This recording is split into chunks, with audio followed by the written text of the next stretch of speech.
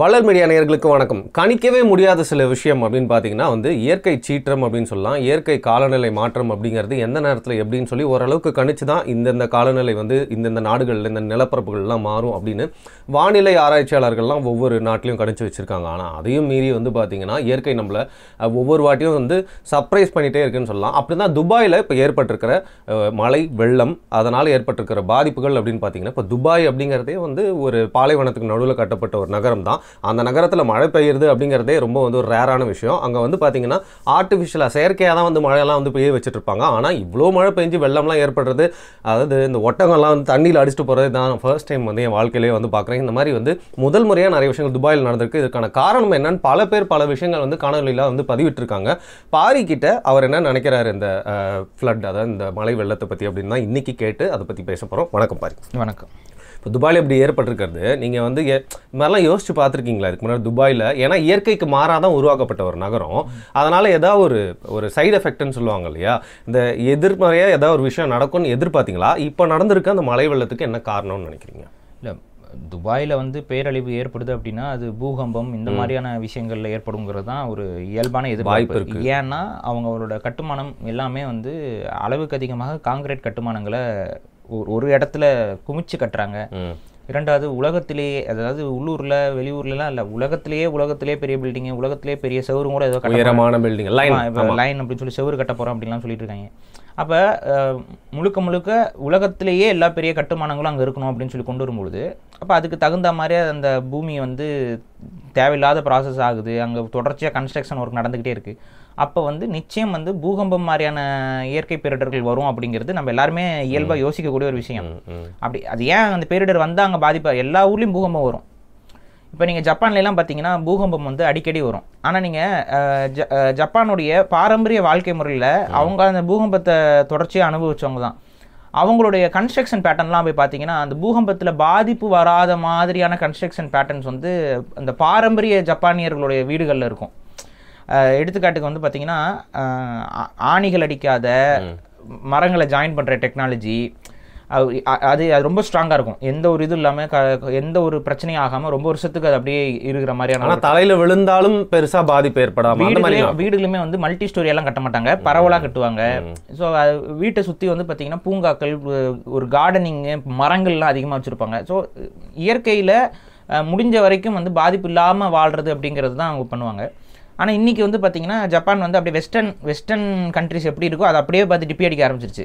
டோக்கியோலாம் அப்படியே western கண்ட்ரிஸோட infrastructure, அது என்ன பாத்ரூமும் அந்த கதவுகள் மட்டும்தான் வேறையாக இருக்கும். கதவு திறக்கிற மாதிரி இல்லாமல் ஸ்லைடிங் டோர்ஸ். பாத்ரூம் அவங்க ரொம்ப டிஃப்ரெண்ட்டாக போயிட்டாங்க. இந்த சென்ட்ரல் பார்க்னு ஒன்று இருக்கும் பாரு நியூயார்க்கில், அது மட்டும் தான் பார்த்தீங்கன்னா அங்கே வெஜிடேஷன், அதாவது இந்த மரம் செடி உள்ள. அதே மாதிரி டோக்கியோவில் அந்த மன்னருடைய அந்த அரண்மனையில் மட்டும்தான் மரம் இருக்கும். மரம். அப்போ இந்த மாதிரியான கன்ஸ்ட்ரக்ஷன் போனனால இப்போவும் பார்த்தீங்கன்னா ஜப்பான்லாம் ஒரு சின்ன பூகம்பம் வந்தால் கூட அவங்க ரொம்ப பயப்பட்டுக்கிட்டு இருக்காங்க. ஏன் அப்படின்னா ஒரு சின்ன பூகம்பம் தான், இந்த இன்ஃப்ராஸ்ட்ரக்சர் எல்லாமே நொடி பொழுதில் காணாமல் போயிடும், பெரிய அளவு மக்கள் தொகை பாதிப்புக்குள்ளாகும். அப்போ அதே போல் துபாயிலையும் ஒரு பூகம்பம் வந்துச்சுன்னா அது இயற்கையோட விதிகளுக்கு உட்பட்டது. ஆனால் பாலைவனத்தில் வெள்ளம், இது பாலைவனத்தில் நதி இருக்காது, நதிகள் இருந்தால் தானே வெள்ளம் வர முடியும். நதிகளே இப்போ ரொம்ப கம்மியாக இருக்கிற ஒரு பகுதியில் மழை மட்டுமே பெஞ்சு வெள்ளம் வருது அப்படின்னா அது எப்படி இயற்கைக்கு உகந்தத ஒரு விஷயமா இருக்க முடியும்? அப்போ இதில் ஏதோ சம்திங் ஃபிஷி, இதில் இது கண்டிப்பாக இது இயற்கையோட செயலாக மட்டும் இல்லை, மாறாக வேறு ஏதோ ஒரு செயற்கை செயல் இதுக்குள்ளே ஈடுபட்டிருக்குங்கிறத நம்ம யூகிக்க முடியுது. சரி பாரு, நீங்கள் எதுக்குள்ளே போகிறீங்கன்னு தெரியுது. ஆனால் இப்போ வரும்போது ஒரு செய்தி ஒன்று பார்த்துட்டு இருந்தேன். ஆப்பிரிக்காவோட ரைட் சைடு, அதாவது ஈஸ்டர்ன் சைடும் கர்நாடகா கேரளாலாம் சீக்கிரமாக குளிரான பிரதேசமாக மாறி இந்த மாதிரி செய்திகள்லாம் நீங்களும் பார்த்துருப்பீங்கன்னு நினைக்கிறேன். குளோபல் வார்மிங் பினாமினால சொல்லிட்டு இருக்கிறாங்க. சரிங்க. இதில் அது ஏற்கக்கூடிய சில கருத்துக்களும் இருக்குது, கடுமையாக எதிர்க்கக்கூடிய சில கருத்துக்களும் இருக்குது. என்னென்னா இந்த குளோபல் வார்மிங்கிறதே ஒரு ஓப்பனாக சொன்னால் ஒரு அஜெண்டா. நிறைய பேர் என்ன சொல்லுவாங்க, CO2 லெவல் உலகத்தில் இன்க்ரீஸ் ஆயிடுச்சு. அந்த CO2 கேஸ் பார்த்தீங்கன்னா க்ரீன் ஹவுஸ் கேஸஸ் சொல்லுவாங்க. அதுக்கு ஏன் க்ரீன் ஹவுஸ் கேஸஸ்ன்னு சொல்கிறாங்கன்னா வெப்பத்தை வெளியேற்றாமல் தடுத்துக்கும். இப்போ க்ரீன் ஹவுஸ் அப்படின்னா கண்ணாடியில் செய்யக்கூடிய வீடுகளை தான் க்ரீன் ஹவுஸ்ன்னு சொல்லுவோம். அதுக்குள்ளே செடிகள் வளர்த்துட்டு இருக்காங்கல்ல, நீங்கள் செடி வளர்க்குறதுக்கு பார்த்தீங்கன்னா இந்த நர்சரி இதெல்லாமே இந்த பச்சை கலரில் போட்டு ஒரு நெட் மாதிரி வச்சுருப்பாங்க. சிலர் கிளாஸில் வச்சுட்டு உள்ளே வளர்ப்பாங்க. அது என்ன அப்படின்னா வெப்பத்தை தக்க வைக்கக்கூடிய உள்ள வந்து அந்த வெப்பத்தை வந்து கரெக்டாக தக்க வச்சு ஒரு குறிப்பிட்ட டெம்பரேச்சரில் மெயின்டைன் பண்ணுறது, அந்த ஒரு வேலையை வந்து பண்ணும். அது வந்து பார்த்தீங்கன்னா க்ரீன் எவ்வளோக்கு எவ்வளோ க்ரீன் ஹவுஸ் எஃபெக்ட் வந்து அதிகமாக இருக்கும், அந்த அளவுக்கு ஈல்டு அதிகமாக இருக்கும், செடிகளோட வளர்ச்சி ஸ்ட்ராங்காக இருக்கும், ரொம்ப ஈஸியாக க்ரோத் பண்ணலாம். இன்னும் நீங்கள் வரலாறு சொல்கிறது, உலகத்துடைய வரலாறுல நீங்கள் ஆய்வு செஞ்சு பார்த்தீங்கன்னா பெரிய அனகோண்டா பாம்புகள், இந்த பெரிய சைஸ் பாம்புகள், பெரிய சைஸ் ரெப்டைல், இப்போ இந்த கொமோடோ டிராகன்லாம் சொல்கிறீங்களா, இந்த மாதிரியான கோல்டு பிளட்டட் ஆர்கனிசம்ஸ் ரொம்ப பெருசாக இருந்த காலம். டைனோசர்லாம் வார்ம் பிளட்டு, அந்த ஒரு இந்த மாதிரி அந்த ரெப்டிலியன் ஸ்பீசிஸாக இருக்கக்கூடிய உடம்புல வெப்பத்தை தக்க வைக்க முடியாத உயிரினங்கள் இருக்குல்ல, அந்த கோல்டு பிளட்டட் ஓனா, உடக்கான், இந்த மாதிரி இவங்கெல்லாம் வந்து இப்போ சின்னதாக இருக்காங்க. ஆனால் உலகத்தில் ஒரு சில காலங்களில் வந்து பார்த்திங்கன்னா இவங்கெல்லாம் ரொம்ப ரொம்ப பெரிய ஹியூஜ் சைஸில் இருந்த ஒரு ரெப்டிலியன் ஸ்பீசிஸ் ஹியூஜ் சைஸில் இருந்தது. அந்த காலகட்டம் பார்த்திங்க அப்படின்னா உலகம் வந்து முழுமையான வெப்பமாக இருக்கும். நம்மளோட இப்போ வந்து பார்த்திங்கன்னா 38 டிகிரி ஃபாரன்ஹீட் செல்சியஸு, 40, 45 இந்த மாதிரியான செல்சியஸில் நம்மளால் வாழவே முடியாத ஒரு சுச்சுவேஷன் இருக்கும். அந்த சுச்சுவேஷன்லாம் உலகம் இருந்திருக்கு, அப்பவும் உயிர்கள் வாழ்ந்திருக்கு. அந்த காலகட்டத்தில் வாழ்ந்த உயிர்கள் தான் வந்து இந்த பெரிய சைஸ் உயிரினங்கள். அப்போ இது உயிரினங்களுக்கே பாதிப்புங்க இந்த உலகம் வெப்பமாகிறது. அப்படின்னா உலகம் வெப்பமாகிறதுங்கிறது வந்து இயற்கையாலையும் நடந்துகிட்டு இருக்கு. இயற்கையாகவே இப்போ நீங்கள் அந்த நான் சொல்கிறதெல்லாம் சில மில்லியன் ஆண்டுகளுக்கு முன்னாடி நடந்த விஷயங்கள். அப்பவும் உலகம் வெப்பமாகி தான் உலகத்தில் இருந்த இந்த உயிரினங்கள்லாம் ரொம்ப பெரிய தோற்றத்தில் இருந்திருக்கு. சரி, அது ஏன் பெரிய தோற்றம்னா அதுக்கு ஒரு சயின்ஸ் ஒரு காரணம் சொல்லுது. என்ன சொல்லுதுன்னா, இப்போ கோல்ட் பிளட்டட் அனிமல்ஸுக்கு வந்து பார்த்தீங்கன்னா அதுகளோட உடம்புல இருக்கக்கூடிய வெப்பத்தை வந்து அதுகளால் தக்க வச்சுக்கொள்ள முடியாது. உடம்போட ரத்தம் வந்து சூடாக இருக்காது. அப்போ என்ன பண்ணுவாங்க, அந்த மாதிரி இப்போ முதல்ல இதெல்லாமே கோல்ட் பிளட்டட். முதல்ல ஏன் சூரியன் கிட்ட வருது, ஆமைகள் ஏன் சூரியன் கிட்ட வந்து சன் பாஸ்கிங்னு சொல்லுவாங்க, வாயை திறந்துட்டு படுத்துக்கிறோம், சூரியன் கிட்ட வந்து இப்படி படுத்து வாயை திறந்து வாயை திறக்கும்போது அதோடைய ரத்தத்தை வந்து சூடேற்றிக்குது.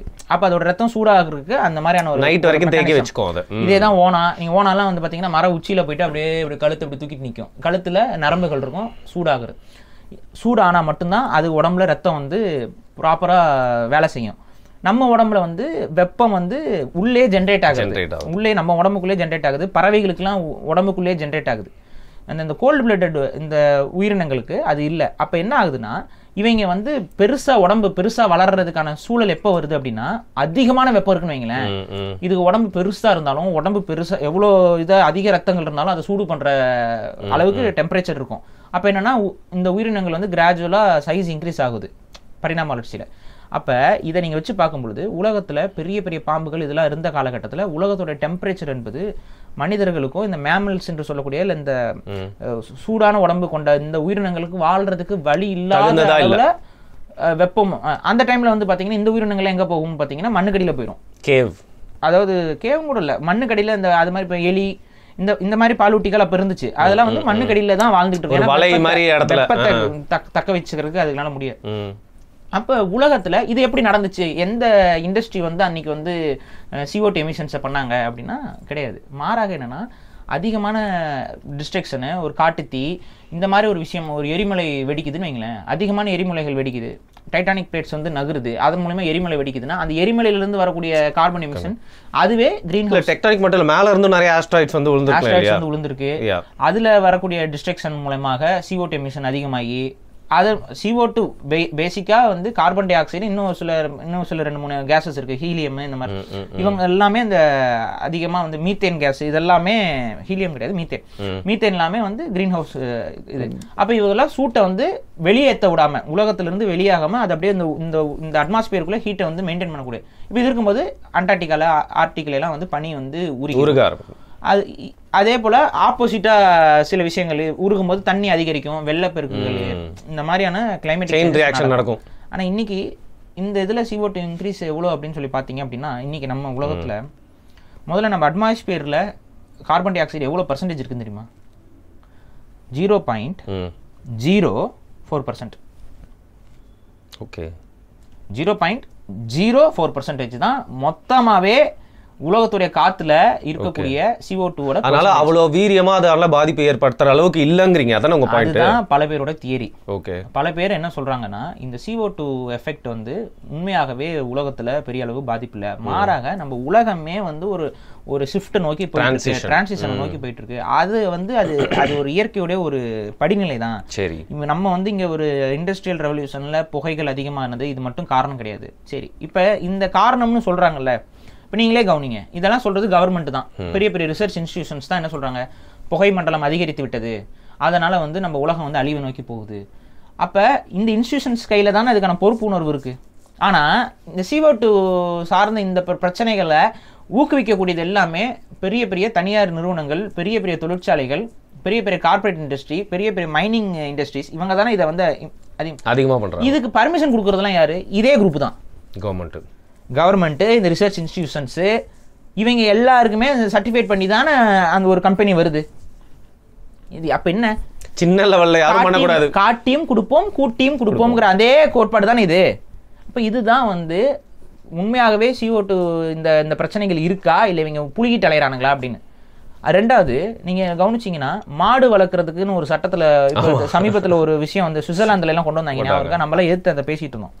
அது என்ன சொன்னாங்கன்னா, மாடு குசு விடுறதுல அதிகமான கிரீன் ஹவுஸ் கேஸ் அதிகமாயிருச்சு, ஓசோன்ல ஓட்டை ஏற்படுது. அது வந்து ஒரு படத்துல இது வரும், அந்த ஒரு காமெடி வரும், அந்த வெஸ்டர்ன் கண்ட்ரியில் நடக்கிற மாதிரி ஒரு தமிழ்ல ஒரு படம் எடுத்தாங்கல்ல, இது இரும்பு கோட்டை முரட்டுச்சிங்க, அதுல வந்து குசுடனாங்க கூட உண்மையாவே கேட்கணுங்கிறது தான் சொல்லிட்டாங்க, சுவிட்சர்லாந்துல சொல்லிட்டாங்க. மாடு குசு விடுது, அதுல வந்து கிரீன் ஹவுஸ் எமிஷன் கேஸ் அதிகரிக்குது, அதனால மாடு வளர்க்குறவங்க எல்லாம் இத்தனை மாட்டுக்கு மேல வளர்க்க கூடாது. அப்ப எங்க வரான்னு பாத்தீங்களா, இந்த பொய்யை சொல்லிக்கிட்டு அவன் எங்க வரான்னு பாருங்க. நான் கேட்குறேன், இந்த பொய்யை சொல்லிட்டு நீ ஏன் வந்து பெரிய பெரிய இண்டஸ்ட்ரீஸ்க்கு போக மாட்டேங்கிற? ஏன் வந்து இந்த ஃபியூயல் வந்து நீங்கள் எடுத்து பண்ணுறது எல்லாமே பண்ணிட்டு தான் இருக்கிறான். சரி, நிறைய பேர் என்ன சொல்கிறாங்க வந்து அட்டாமிக் ரியாக்ஷன் இதெல்லாம் வந்து பார்த்திங்கன்னா நமக்கு வந்து க்ளீன் சோர்ஸ் ஆஃப் எனர்ஜி, லொட்டு லொசுக்குன்னு வாய் கூசாமல் பொய் புளிக்கிட்டு தானே அழகிறானுங்க. எல்லாமே அது எதுவுமே க்ளீன் சோர்ஸ் கிடையாது. சூரியன்லேருந்து கிடைக்கக்கூடிய எனர்ஜி மட்டும்தான் நமக்கு இருக்க க்ளீன் சோர்ஸு. அப்போ இது இவனுக்கு எல்லாம் சொல்கிறான், நமக்கு உலகம் அழிய போகுது, உலகம் வந்து வெப்பமயமாகுது, இதெல்லாம் நம்ம சரி உலகம் வெப்பமயம், நான் என்ன பண்ணணும்? ஏசி ஆஃப் பண்ணுப்பா. எப்படி இன்னைக்கு இப்போ நம்ம ஏசி இல்லாமல் இருக்க முடியுமா? இன்னைக்கு நம்ம ரெக்கார்டிங்கில் உட்காந்துருக்கோம், இந்த ஸ்டுடியோக்குள்ளே ஏசி இல்லாமல் நம்மளால உட்கார முடியுமா? இல்லை, அது விடுங்க பாரு, இந்த சின்ன லெவல் பிஸ்னஸ் பண்ணுறவங்க கிட்ட ஓவர் டேக்ஸ் போடுறது, அந்த பிஸ்னஸ் பண்ண முடியாமல் பண்ணுறது. இப்போ சரி, அப்போ ஏசியை வந்து விற்பனையாளர்கள்ட்ட நீ இவ்வளோ ஏசிக்கு மேலே உற்பத்தி செய்யக்கூடாதுன்னு ஏதாவது சட்டம் இருக்கா? அப்புறம் எப்படி நம்மக்கிட்ட வந்து ஏசியை கம்மியாக யூஸ் பண்ணுங்க, ஏசியை கம்மியாக விற்பனை செய்ய நீ?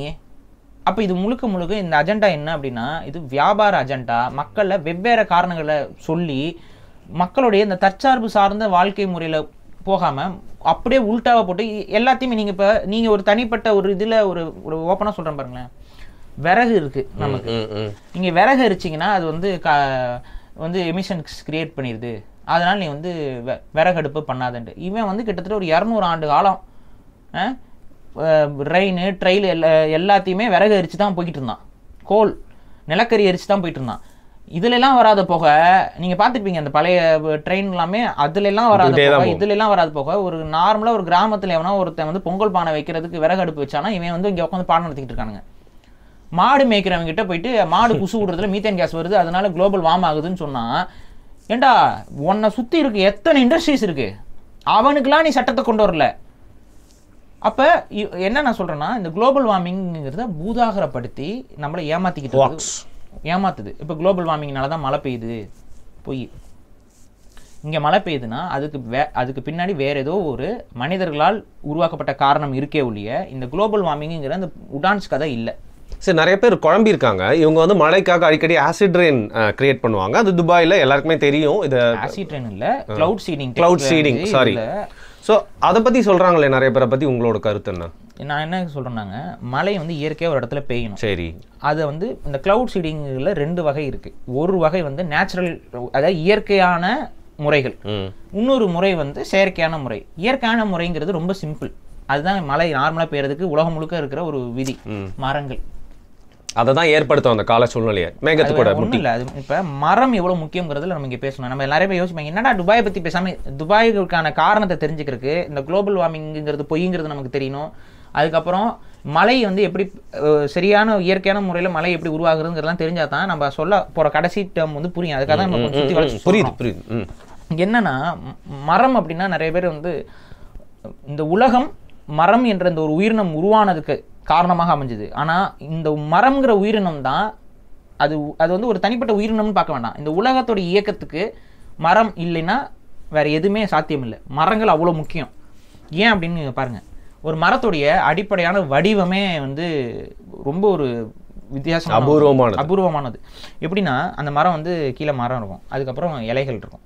இந்த இலைகள் வந்து பார்த்தீங்கன்னா இயற்கையாகவே நீர் சத்து அதிகமாக இருக்கக்கூடிய ஒரு பார்ட். இலையில நீங்க கசக்குனீங்கன்னா ஈரப்பதம் இருக்கும். எந்த இலையா இருந்தாலும் நீங்க பாலைவன மரத்துல போய் இலையை கசக்கினாலும் ஈரம் தெரியும்.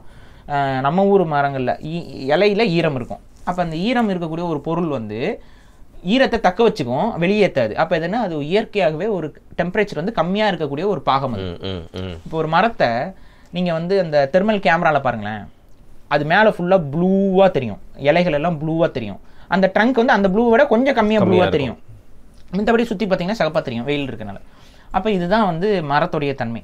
இப்போ இதில் என்ன ஆகுதுன்னு பார்த்தீங்கன்னா, இது இப்படி இருக்கா மரம், கிளைகள் பரப்பி அப்படி நல்ல இலைகள் பரப்பி இருக்கா. மழை பெய்யும் போது இந்த மரம் என்ன செயல்படுதுன்னா, மழை சட சட சடன்னு பெய்யுதா, சட சட சடன்னு பெய்யக்கூடிய மழை வந்து மண்ணில் டைரெக்டாக படுதுன்னு வைங்க. மரங்கள் இல்லை, புல்லுகள் இல்லை, எதுவுமே இல்லை. சட சடன் மழை பெய்யும் போது மண்ணில் பட்டுச்சுன்னா அது சேராக உடனே ஃபார்ம் ஆயிடும். சேரு மண்ணோட வந்து மண்ணை இது பண்ணி அடிச்சு சேரா ஃபார்ம் ஆகும். சேராக ஃபார்ம் ஆகும்போது ஆட்டோமேட்டிக்கா தண்ணியை வந்து தக்க வைக்க முடியாது. மண்ணுனால தண்ணி உள்ள இறங்காது. ஒரு ஒரு டக்குன்னு மேல வந்து தண்ணி லெவல் ரைஸ் ஆயிரும். தண்ணி லெவல் டக்குன்னு மேல ரைஸ் ஆனோடனே கட கட கடன்னு தண்ணி எல்லாம் ஓடி போய் பள்ளத்தை நோக்கி ஓட ஆரம்பிக்கும். பள்ளத்தை நோக்கி ஓடுச்சுன்னா இயற்கையிலேயே ஆறுக்கு போயிட்டு கடல்ல போயிடும். கடல்ல போயிட்டு உப்பு தண்ணி, மனுஷனுக்கு எந்த பயன்பாடும் கிடையாது, இயற்கைக்கு எந்த பயன்பாடும். மீதி தேங்கி மேலேயே நின்று இருந்தா திருப்பி அடுத்த நாள் சூரியன் வந்து எல்லாத்தையும் மேலே பண்ணிடும். அப்ப இங்க வந்து பெரிய கிளைமேட். அப்ப இந்த மரம் என்ன பண்ணுதுன்னா சட்ட சட்ட சடன் பெய்யுற அந்த மலை துளிகள் எல்லாம் அப்படியே தன்னோட இலைகள்ல அப்சர்வ் பண்ணி அந்த ஹெவி இம்பாக்டை வந்து தடுத்துருது. அடுத்து அந்த தண்ணி வந்து அப்படியே கீழே சிந்தாது, மாறா அதோட ட்ரங்க் இதுல எல்லாம் பண்ணி அந்த மரம் மழை பெய்யும் போது மரத்துடைய தண்டை பார்த்திருக்கீங்களா, தண்டுல அழகா மெதுவா ஸ்லோ கண்ணாடியில அந்த ஃபவுண்டன்ல இறங்குற மாதிரி அப்படியே இறங்கும். இறங்குறது என்ன பண்ணும்னா அந்த மரத்துடைய வேர் இருக்குல்ல, அந்த வேர் வழியா அப்படியே ஸ்ப்ரெட் ஆக ஆரம்பிக்கும். தண்ணி மெதுவா இறங்குறதுனால நிலத்துக்கு வந்து அந்த அப்சர்வ் பண்ற டைமிங்கை வந்து கொடுக்குது. அது மட்டும் இல்ல, இந்த மரம் இலைகளை உதிர்க்கிறதுல காஞ்ச இலைகள் அதெல்லாம் அந்த மரத்துக்கு அடியில தான் இருக்கும். நம்ம ஊர் தான் ரொம்ப சுத்தமான ஊரு. நம்ம என்ன பண்ணுவோம், அந்த இலையில அப்படியே பெருக்கி விட்டுட்டு, அறிவு கிட்டவனே அந்த இலை அந்த மண்ணுல தான் இருக்கணும், நீங்க பெருக்க கூடாது. நம்ம ஆளுங்க சுத்தம், கீழே தூய்மை இந்தியா என்ன பண்றது, கீழே தூய்மை இந்தியா பிளாஸ்டிக் பொறுக்கு, வேற ஏதாவது மக்க முடியாத குப்பைகளை மட்டும் பொறுக்கு. இலையை நீ ஏன் பொறுக்குற, அது பொறுக்கவே கூடாதுங்க. இலையை அப்படியே மக்கி போகணுங்க அங்கேயே விழுந்து. அதுக்கு அது அவ்வளோ ஒரு ஆற்றல் இருக்கு. அந்த கீழே மக்கி போயிருக்கக்கூடிய இலைகள் என்ன ஆகும்னா, தண்ணி உளுந்துருதா கீழே மண்ணுக்கடியில் இந்த தண்ணி போயிடும். இப்போ அடுத்து வெயில் அடிக்குதுன்னு வைங்க, ஒரு நாளைக்கு அடுத்த நாள் வெயில் அடிக்குது, சுள்ளுன்னு அடிக்கும்போது எவாபரேட் ஆகாது, ஷீல்டு. அந்த இலை வந்து சீல்டு மாதிரி இருக்கும். அப்போ என்ன ஆகுதுன்னா தண்ணி வந்து இஞ்சுறதுக்கு, நிலத்தடி நீர் அதிகரிக்கிறதுக்கு இந்த மரம் வந்து இயற்கையாகவே வடிவமைக்கப்பட்டிருக்கு.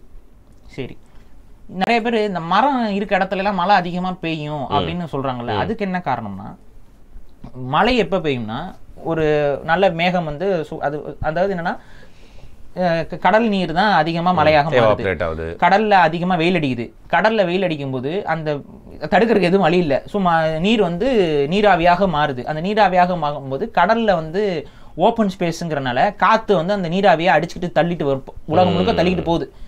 அப்படியே தள்ளிக்கிட்டு போகும்போது அந்த காற்று அப்படியே போயிட்டு இருக்கும். எங்கேயாவது யாராவது அதை தடுக்கணும். அதை தடுக்கிறத யார் தடுப்பான்னு பார்த்தீங்கன்னா மலைகள் தான் தடுக்கும். பெரிய பெரிய பேரியர்ஸ், ஒரு அந்த காற்று இப்படி வந்துட்டு இருக்கு, அதை தடுக்கிறது ஒரு பேரியராக மலைகள் இருக்கு, அந்த மலைகள் தடுக்கும். அப்படி மலைகள் இப்படி தடுத்து அந்த மோதும் போது அந்த ஒரு இம்பாக்ட்ல கொஞ்சம் அந்த காற்று வந்து ஸ்லோ ஆகுதா, இந்த ஸ்லோ ஆகிற அதே டைம்ல அந்த மலை முழுக்க மரங்கள் இருக்குன்னு வைங்க. அந்த மரங்களுடைய தன்மை என்ன சொன்னேன், இலைகள் வந்து எப்பவுமே குளிர்ச்சியை வைக்கக்கூடியது, குளிர்ச்சியாக இருக்கக்கூடிய தன்மை கொண்டது. இந்த மலைகள் வந்து தடுக்கும் போது இந்த இலைகளில் வந்து படும் பொழுது கண்டென்சேஷன், அதாவது நீர் குமிழிகள் உருவாகிறதுக்கான வாய்ப்புகளை வந்து அது அதிகரிச்சிருது.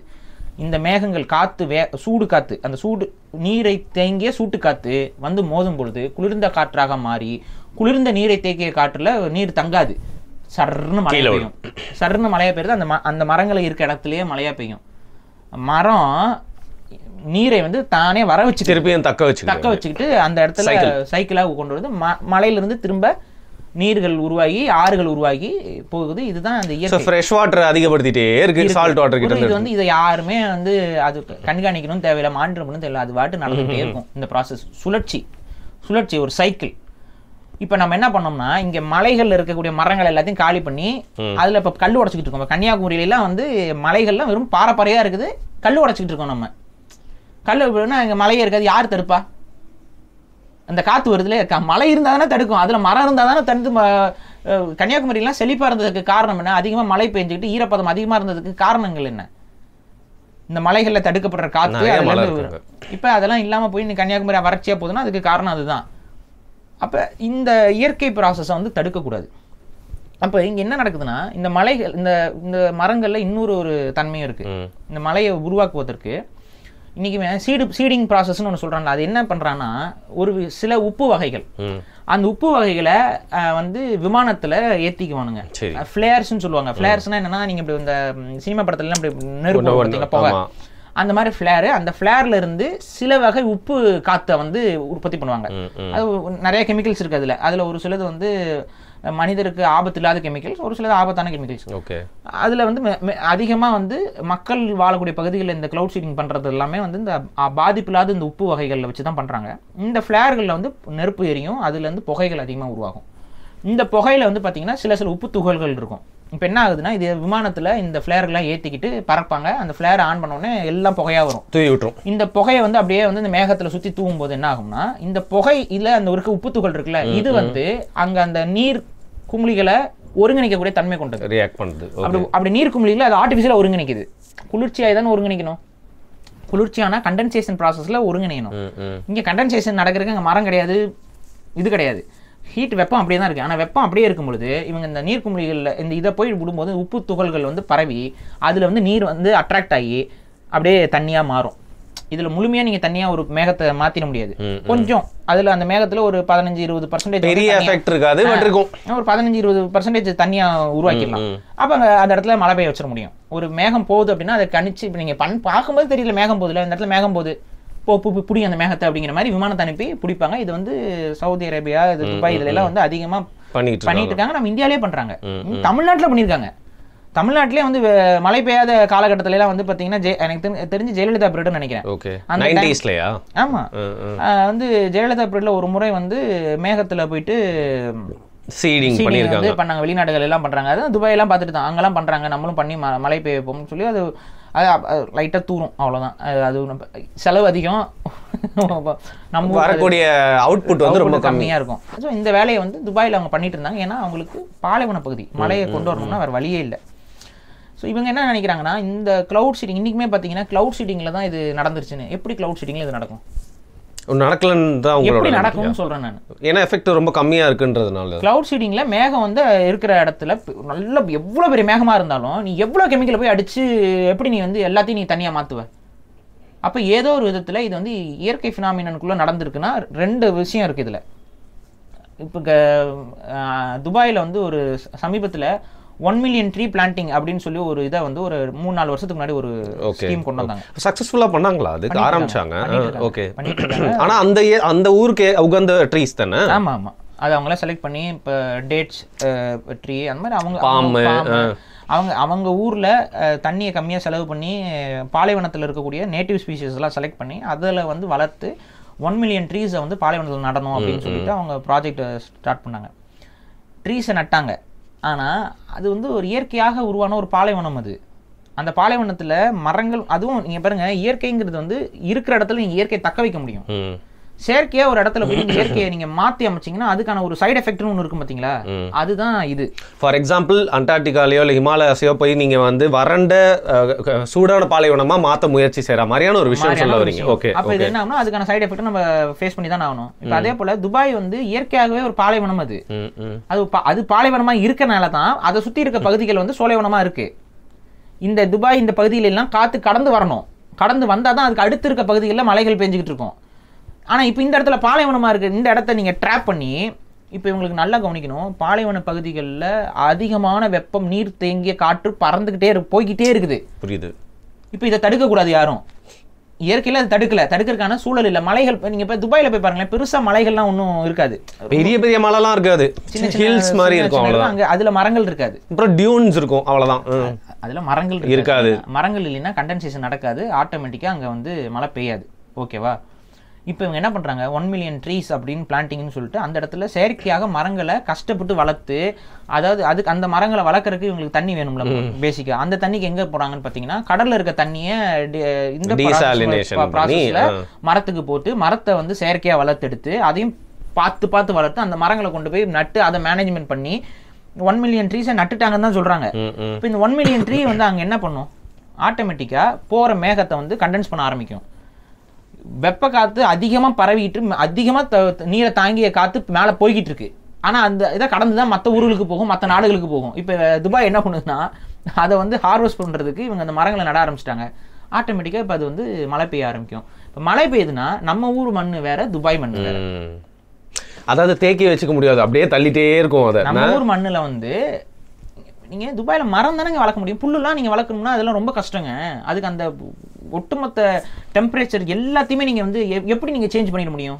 இன்டோர் தீம் பார்க்ல வேணா கொஞ்சம் வளர்க்கலாம், அவ்வளோதான். ஒன்று வளர்க்கலாம், அதுக்கு நீங்கள் மேனேஜ்மெண்ட் பண்ணலாம். நீங்கள் இயற்கையாகவே அதை மாற்றுறீங்க அப்படின்னா தண்ணியை தேக்கி வைக்கக்கூடிய செடிகள் வேணும். இப்போ நம்ம ஊரில் நீங்கள் மரம் ஒன்று வைக்கிறீங்கன்னு வைங்களேன், மரம் வளர வளர கீழே நீங்கள் பாருங்கள் கட்டாந்தரையாக இருக்கும், இருக்காது. நீ சும்மா ஏதாவது நோண்டிட்டு இருந்தால் தான் கட்டாந்தரையாக இருக்கும். நீ கண்டுக்காம விட கட்டாந்தரையா இருக்காது, புதர் மண்டி போகும். அது ஏன் புதர் மண்டி போகுது? அதுக்கு புதராக மாறுவதற்கான அத்தனை வகை செடி இனங்கள், உயிரினங்கள், வெஜிடேஷன் வெளில வரதுக்கான அவ்வளவு ப்ராசஸ் நடந்துட்டு இருக்கு. ஒரு டிராபிக்கல் ரெயின் ஃபாரஸ்ட், நம்மளோட கிளைமேட் வந்து ஒரு டிராபிக்கல் கிளைமேட். நம்ம சுத்தி இருக்கக்கூடிய மலைக்காடுகள் ரெயின் ஃபாரஸ்ட். நம்ம ரெயின் ஃபாரஸ்ட்லாம் அழிச்சு தான் இன்னைக்கு விவசாய நிலமெல்லாம் மாற்றி வச்சிருக்கோம், இதுதான் உண்மை. அப்போ டிராபிக்கல் ரெயின் ஃபாரஸ்ட்டில் இருக்கக்கூடிய பரவக்கூடிய செடி இனங்கள் இதெல்லாம் இருக்குல்ல, இதெல்லாம் வந்து ரொம்ப சீக்கிரம் பரவிடும். ஆனால் துபாயில் அப்படி பரவாது. அவ்வளோ மண் எங்க போய் வைக்க முடியும்? அப்போ நீங்கள் என்ன ஆகுதுன்னா அங்கே இருக்கிறது மணல், மண்ணே கிடையாது, அது மணல். மணலில் வந்து எப்படி தண்ணி நிற்கும்? மணலில் தண்ணி பேய ஆரம்பிச்சது அப்படின்னா இவங்க என்ன பண்ணிட்டாங்கன்னா, நீங்கள் அந்த ஒட்டுமொத்தமாக நீங்கள் துபாயை மாற்ற முடியாது. துபாய் என்பது பாலைவனம் தான், அது பாலைவனமாக தான் இருக்கணும். அதுக்கு தகுந்த மாதிரி நீங்கள் அடாப்டேஷனில் தான் உங்கள் முன்னோர்கள், துபாயோட முன்னோர்கள் அப்படி தானே வாழ்ந்தாங்க, அடாப்டேஷனில் வாழ்ந்தாங்க. இன்னைக்கு தன்னோட நாட்டையே நான் வேற மாதிரி மாற்றுறேங்கிற ஒரு முயற்சியில் வந்து இவங்க இறங்கி இருக்கிறது அவங்களுக்கே ஆபத்தா போய். இல்ல வெஸ்டர்ன் சிட்டிஸோட நாங்க பாருங்க வேற எங்கேயோ போயிட்டோம் அப்படின்ற. உங்களுக்கு நீர் கிடையாதுங்க, நீர் தேவை வந்து உங்களுக்கு ரொம்ப கம்மியாக தான் உங்க முன்னோர்கள் பயன்படுத்தியிருக்காங்க. அதே மாதிரி தான் நீங்களும் நீர் இது பண்ண. ஆனால் நீங்கள் இன்னைக்கு என்ன பண்ணிட்டீங்க, உலகம் முழுக்க இருக்க மக்கள் கொண்டு வந்து அங்கே குடியமர்த்தி உங்களோட பாப்புலேஷன் வந்து ரொம்ப ஏதோ ஒரு காரணத்தினால துபாயில எல்லாம் பாப்புலேஷன் அதிகமாக இருந்ததுக்கு காரணம் என்ன? ஏன்னா அங்கே சப்போர்ட் பண்ணாதுங்க, உங்க நிலம் வந்து சப்போர்ட் பண்ணாது. புரியுதுங்களா? உங்களோட நிலத்துக்கு அவ்வளோ பாப்புலேஷனை சப்போர்ட் பண்ணி. இப்போ இந்தியாவோட இதில் பாப்புலேஷன் அதிகமாக இருந்ததுக்கு காரணம் என்ன? ஏன்னா அவ்வளவு வளமான, சீனாவுடைய பாப்புலேஷன் அதிகமா இருந்ததுக்கு காரணம் என்ன? இயற்கையாவே அந்த நிலங்கள் வந்து அவ்வளவு ஜனத்தொகையை தக்க வைக்கக்கூடிய தன்மை கொண்டது.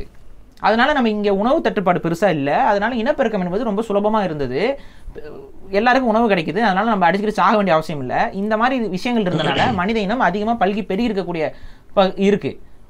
ஆனால் மனித இனம் அதிகமாக பல்கி பெருகாத பகுதிகள் இன்க்ளூடிங் யூரோப்பு, இன்க்ளூடிங் நீங்கள் ஸ்காண்டினேவியன் கண்ட்ரீஸ்லையும் அதிகமாக இல்லை. அப்படின்னா சுவிஸில் வந்து இப்போ பாப்புலேஷன் அதிகமாக இல்லைன்னா காரணம் என்ன? அங்கே பாப்புலேஷன் அதிகப்படுத்தக்கூடாதுன்னு தான் அர்த்தம்.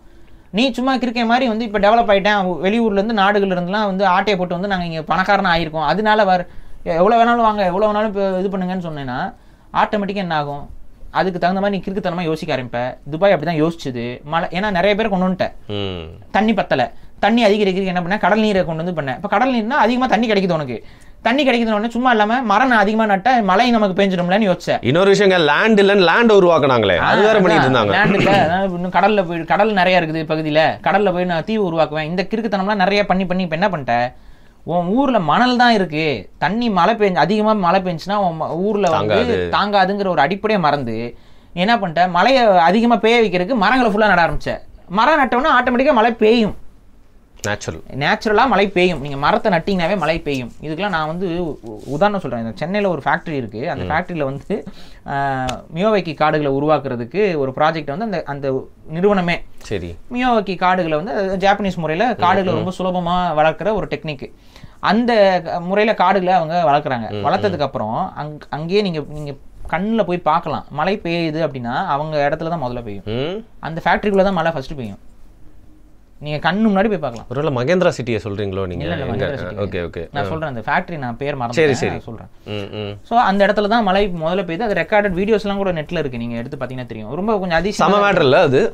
ஏன்னா அங்க ஒரு மியோவாக்கி காடுகளை அவங்க வந்து ரொம்ப சுலபமா உருவாக்கிட்டாங்க. இதெல்லாம் பார்த்துட்டு தான் தமிழ்நாடு கவர்மெண்ட் கோயம்பேடு மார்க்கெட்ல எல்லாம் உருவாக்குறதுக்கு முயற்சி பண்ணி வச்சிருக்காங்கல்ல. இப்போ ஒரு பெரிய பார்க் வரதுக்கு இப்போ கோயம்பேடு மார்க்கெட்டுக்கு வெளியில வந்தீங்கன்னாவே அங்க ஒரு கார்டர்ல எல்லாம் மியாவாக்கி காடுகளை உருவாக்குறதுக்கு வேலை பண்ணிட்டு இருக்காங்க. பட் ஆனா அது ரொம்ப ஸ்மால் ஸ்கேல். நீங்க ஒரு 5000 ஏக்கர்ல பண்ண வேண்டிய ஒரு விஷயத்த நீங்க சும்மா ஒரு 500 சென்ட் 1000 சென்ட்ல உட்காந்து பண்ணிட்டு இருந்தீங்கன்னா அது எப்படி இருக்காது. 2-3 மரங்கள் தான் உங்களால வளர்க்க முடியும். அப்ப அதனால என்னன்னா நம்ம வந்து காடுகளை உற்பத்தி பண்ணணும். இப்ப தமிழ்நாடு மாதிரியான இடங்கள்ல காடுகள் உற்பத்தி பண்ணீங்கன்னாவே வெள்ளம்லாம் வராது. எவ்வளவு மழை பெஞ்சாலும் வெள்ளமா மாறாது. சென்னையிலேயே நான் சொல்றேன், சென்னையை சுத்தி நீங்க காடுகளையும் குளங்களையும் அதிகப்படுத்தி ஏரிகளையும் அதிகப்படுத்துங்களேன். நீர்த்தேக்கமும் வேணும் அட் த சேம். ஏன்னா நமக்கு நீர்த்தேக்கம் எதுக்கு அப்படின்னா நம்ம பயன்பாட்டுக்கு, ஸ்கேர்சிட்டி வராம இருக்கு, நம்ம பயன்பாட்டுக்கு நீரை தேக்கி வைக்கிற தேவை நமக்கு இருக்கு மனுஷனுக்கு. அதனால நம்ம நீர் தேக்கத்துக்கு செயற்கை ஏரிகளை உருவாக்கிட்டு நம்ம கிணத்துலயும் ஜென்ரேட் ஆகணும் வாட்டர், இல்ல எல்லாத்துக்குமே தேவை, எல்லாத்துக்குமே தேவை இருக்கனால நம்ம நீர்த்தேக்க பகுதிகளையும் மரங்களையும் நீங்க அதிகரிச்சிங்க அப்படின்னா ரொம்ப நீங்க எந்த ஒரு டெக்னாலஜியும் நீங்க பயன்படுத்த தேவையில்லை, ரொம்ப அழகா எல்லாமே நமக்கு கிடைச்சிரும். ஆனா எதுக்கு இந்த கவர்மெண்ட் எல்லாம் இதெல்லாம் செய்யாம இருக்குன்னே தெரியல. கவர்மெண்ட் தான் ஆக்சுவலா இதை செய்யணும். அவன் கவர்மெண்ட் எந்த அளவுக்கு முட்டாளா அவன் யோசிச்சிருக்கானா, அவனோட இன்டென்ஷன் நான் தப்பு சொல்லல. ஆனா இல்லாத இடத்துல செய்யணும்னு நினைக்கிறான், இல்லாத இடத்துல செய்யணும்னு நினைக்கிறான். என்னோட பவரை காட்டுவேன் நேச்சருக்கு எகென்ஸ்டாங்கிற மாதிரி இருக்கு. அதுதான் தப்பு. இப்ப புளியை பார்த்து சூடு போட்டுக்க கூடாதுன்னு. அதுக்கு காரணம் என்ன? புளி வந்து நல்லா இருக்குது, அதோட உடம்புல வரிகள் இருக்கிறது, அது அழகா இருக்கிறது, அது இயற்கையில அதுக்கு அப்படி அமைஞ்சிருக்கு. புளியை பார்த்து சூடு போட்டுக்கிட்டான் அப்படின்னா புளி மாதிரியே நானும் தோட்டத்தில் இருக்கணுங்கிற சூடு போட்டால் உனக்கு தான் உடம்பு வியாதி வரும். இல்ல மெயினா அவங்களுக்கு என்னன்னா நியூயார்க் மாதிரி சிட்டிஸ் அடிச்சுட்டு நம்ம வந்து மேல வரணும். அது ஸ்கை ஸ்கிராப்பர்ஸ். அதான் தப்பு. அவன் பண்ணிருக்க வேண்டியது என்னன்னா, நம்ம முன்னோர்கள் துபாயில எப்படி வாழ்ந்தாங்களோ டென்ட், அவங்க வந்து அதை அடாப்ட் பண்ணி வாழ்ந்துருக்காங்க. இத்தனை வருஷமா அவங்க துபாயில வாழ்ந்ததுக்கான காரணம் அவங்களோட லைஃப் ஸ்டைல் தான். அதிகமா இல்லாம அந்த இடத்துல சர்வைவல் டாக்டிக்ஸ் தெரிஞ்சு வச்சு வாழ்ந்தாங்க. நீ அன்னைக்கு இந்த இடத்துல சர்வைவல் டாக்டிக்ஸை மறந்துட்டு அடுத்தவன மாதிரி நான் வாழணுங்கிறதுக்காக வேற என்ன உனக்கிட்ட இருக்கு? நீ பெட்ரோல் இருந்துச்சு, அது மூலியமா ஒரு பெரிய ஒரு கரன்சி வந்துச்சு, ஒரு கடல் பகுதியில் இருக்கிறனால பக்கத்துல இருக்கனால வர்த்தகம் உங்ககிட்ட இருக்கு. இதை வச்சுக்கிட்டு நீ வந்து தண்ணியை நான் உருவாக்கிட முடியும்னு நினைச்சு ஒரு முட்டாள்தனம் பண்ணி தண்ணி உருவாக்கிட்ட. எக்ஸஸா தண்ணி தேவைக்கு மீறி தண்ணி உங்ககிட்ட கிடைச்ச உடனே நீ என்ன பண்ண, நம்ம இப்போ உடனே நம்ம ஊரை வந்து சோலைவனமா மாத்திர முடியும்னு சொல்லி இயற்கைக்கு செக் வைக்கிற. இயற்கை உனக்கு ஆப்பர்ச்சுனிட்டி செஞ்சு விட்டுருச்சு. இது வந்து எல்லாம் என்னன்னா கிளவுட் சீடிங் கிடையாது. மரம் நட்டான், அதிகமா நட்டான். அந்த ப்ராஜெக்ட் போய் எடுத்து பாருங்க, 1 மில்லியன் மரம் நட்டா எவ்வளவு மழை வரும், எல்லாம் கால்குலேஷன்லாம் கரெக்ட் தான் போட்ட கால்குலேஷன். ஒரே தப்பு, அந்த மழை தண்ணீரை எப்படி நம்ம கடத்த போறோம், எப்படி நம்ம தேக்கி வைக்க போறோம், தேக்கி வைக்கிறதுக்கு தகுந்த மாதிரி நம்மளுடைய நிலம் இருக்கா? பாலைவனத்துல தண்ணி உள்ள இறங்காது, மேலே பெய்யும். பேஞ்ச உடனே என்ன ஆகும்னா மண் மேலே இறுகிறோம். நீங்க மணல்ல நீங்க கவனிச்சிருக்கீங்களா? நீங்க பீச் இருக்குல்ல, மெரினா பீச், அதுல போயிட்டு நீங்க ஒரு பாட்டில் தண்ணி இருக்குல்ல, அதை அப்படியே டக்குன்னு தெளிங்களேன், உடனே என்ன ஆகும்னா மேல் லேயர் வந்து இறுகிறோம். நீங்க அந்த மேல் லேயர் அப்படி அடுத்து வந்து அப்படி வெட்டி எடுத்து பாருங்களேன், கீழே தண்ணி இறங்கிருக்காது, ட்ரையா இருக்கும், கீழே ட்ரையா இருக்கும், மேல் லேயர் இறுகிறோம். இப்போ நீங்க ஒன்றும் இல்லை, பாட்டில் தண்ணி ஊற்றி பாருங்க, தண்ணி வந்து இப்படி மேல் லேயர்ல போயிட்டு அப்படி தோண்டிங்கன்னா கீழே ட்ரையா இருக்கும், தண்ணி வந்து கீழே இறங்காது மணல்ல. அந்த தண்ணி வந்து அப்படியே ட்ராப் ஆகி ஒரு கல் மாதிரி மாறிடும். இப்போ என்ன ஆகும்னா மழை பெய்யுதுன்னு வைங்க, தள்ளி விடும். அது பட்ட உடனே என்ன ஆயிரும்னா கீழே இருக்க அந்த மேல இருக்க லேயர் இறுகிறோம், அப்படியே வந்து தண்ணியை வந்து கடத்திட்டே இருக்கும். தண்ணி மாதிரி அப்படியே போ. ஆத்துல ஏன் மணல் இருக்கு? கடத்திட்டே இருக்கு. தண்ணியை கடத்துறதுக்கு தான் ஆத்துல மணல் இருக்கு. அதனால நம்ம ஊர்ல என்ன பண்றான், இருக்கிற மணல் அங்க இருக்கணும், எங்க மணல் இருக்கணுமோ மணல் அங்க இருக்கணும். நம்ம மண்டையில மணல் இருக்குதுங்க. இப்ப அதான் பிரச்சனை, மனுஷன் மண்டையில மணல் இருக்கு, அதனால எந்த இடத்துல மணல் இருக்கணுமோ அந்த இடத்துல விடுறது இல்ல. இப்போ நிறைய பேர் வந்துட்டு நாங்க வீடு கட்டணும்னா நாங்க வந்து ஆத்து மணல்ல தான் கட்டுவோம். நீ ஆத்துக்குள்ள போய் கட்டேன் வீட, ஆத்து மணல்ல தான் கட்டுவோம். ஆத்து மணல் அங்க தானே இருக்கு, அது ஆத்து மணல்ல கட்டினா தான் உறுதியா இருக்கும் அப்படிலாம் நினைச்சுக்கிறாங்க. அப்படிலாம் கிடையாது. நம்ம எத்தனையோ விதத்துல உலகம் முழுக்க மக்கள் வந்து வீடு கட்டிட்டு தான் இருந்தாங்க. ஆனா இப்ப நம்ம ஆத்து மணல் வந்து நீங்க கொள்ளையடிக்கப்பட்டு இருக்கு, அதெல்லாம் கன்சர்னோட தடுக்கணும். அப்ப இந்த ஆத்து மண்ணு கடத்தாதுங்கிறது தான் பேசிக். இவன் மரம் வச்சான், மண்ணு கடத்தல, இன்னைக்கு பெரும் வெள்ளமாக மாறி நிற்குது. அதாவது அப்சார்ப் பண்ணல, கீழே இழுக்கல, உள்ள இறங்காது தண்ணி. அப்ப அது வந்து அந்த பகுதியில வெள்ளமா போயிட்டு நீங்களே பாருங்க, இன்னும் அடுத்த ஒரு மிஞ்சி போனா ஒரு 2 monthsல துபாய் பழைய நிலைமைக்கு வந்துடும். திரும்ப ட்ரையா தான் இருக்கும். புரியுதா? நீங்க என்ன அது இந்த இயற்கையில ஒரு சேஞ்சஸ் இது பண்ணி, இப்ப இந்த மழை வெள்ளம் வந்துச்சா இதுல எல்லாம் மரங்கள்லாம் அடி வாங்கிரும். நீங்க கஷ்டப்பட்டு நட்ட எல்லா மரமும் போயிரும், இல்ல அழுகிரும். ஏன்னா அதுக்கு அவ்வளவு தண்ணி தேவைப்படாதுல்ல. மரங்கள்னால தண்ணியை வந்து மேனேஜ் பண்ண முடியாது, அதிக தண்ணியை வந்து மேனேஜ் பண்ண முடியாது. அதுக்கு அதிக தண்ணியை மேனேஜ் பண்றதுக்கான இயற்கை இருக்கிற இடத்துல அதுக்கான மரங்கள் இருக்கு. உடனே இருக்கேன் நீ அதை அந்த மரத்தை கொண்டு போய் நடாத. இந்த தப்பை பண்ணாதீங்க. நம்மளால இயற்கையை மாற்ற முடியாது. இயற்கைக்கு நம்ம வந்து நம்மளை தகவமைத்துக் கொள்ள முடியும். நம்ம தக்க வச்சுக்க முடியும், நம்மளை எப்படி பாதுகாத்துக்கலாம். ஆனா இயற்கை நீ மாத்துறதுக்கு செய்யற முயற்சிகள் எல்லாமே மனிதனுக்கு அழிவை தான் தருங்கிறதுக்கு துபாய் ஒரு காரணம். ஓகே, ஆனா எனக்கு நீங்க ஏற்கனவே ஒரு வீடியோல சொன்ன பாயிண்ட் வந்து கான்ட்ராடிக்ட் ஆகுது. ஞாபகம் இருக்கா, நம்மளோட தூத்துக்குடி நார்கோயில் எல்லாம் வந்து மழை வெள்ளம் வந்தப்போ ஆமாங்க வந்துச்சு, இருந்தாலும் எனக்கு ஒரு தாட் இருக்குங்க, இல்ல ஒரு ஹார்பிங் அப்படின்னு ஒரு மேட்டர் இருக்குன்னு சொன்னீங்கல்ல. ஹார்ப் டெக்னாலஜி அது வந்து ஒரு பெரிய டிபேட்டபிள் விஷயம். ஏன்னா செய்ய முடியும், சரி, ஆனா செஞ்சு சாதிச்சுட்டாங்களாங்கிறது கேள்விக்குறி. என்னன்னு சொல்லிருங்க கொஞ்சம் ஷார்ட்டா, என்னன்னு சொல்லிட்டு. உலகத்துல வந்து அயனோஸ்பியர்னு அது பல அடுக்குகள் இருக்குல்ல, உலகத்துல வந்து ஒவ்வொரு ஸ்பியர்னு சொல்லுவாங்க. அந்த காற்று மண்டலத்துல அந்த அட்மாஸ்பியர்ல வேற லேயர்ஸ் இருக்கு, அதுல அயனோஸ்பியர்னு சொல்லுவாங்க. ஏன்னா அதிகப்படியான அயான்ஸ் வந்து அந்த பகுதிகளில் இருக்கனால அது பேர் அயனோஸ்பியர்னு சொல்லுவாங்க. உலகத்தை சுத்தி முழுக்க இருக்கு. இவங்க என்ன அறிவியலாளர்கள் கண்டுபிடிக்கக்கூடிய உண்மை என்ன அப்படின்னு பாத்தீங்கன்னா, கிளைமேட் சேஞ்சிங் நடக்கும்போது மேல இருக்கக்கூடிய அயனோஸ்பியர்ல வந்து அந்த அயான்ஸோட சேஞ்சஸ் நடக்கிறது, அதுல இருக்க தன்மையில மாற்றம் இருக்கிறத இவங்க கணிக்கிறாங்க. முதல்ல இவங்க என்ன பண்றாங்க, உலகத்துக்குள்ள இயற்கை பேரிடர், எடுத்துக்காட்டுக்கு பூகம்பம், எடுத்துக்காட்டுக்கு மழை வெள்ளம், வெப்ப, இப்ப நம்ம ஊர்ல ஹீட் வேவ் அடிக்குதுல அந்த மாதிரி ஹீட் வேவ், இந்த மாதிரி நடக்கும்போது அதுக்கு பேரலா இருக்கக்கூடிய அயனோஸ்பியர்ல சேஞ்சஸ் இருக்கான்னு செக் பண்றாங்க. சேஞ்சஸ் இருக்கு.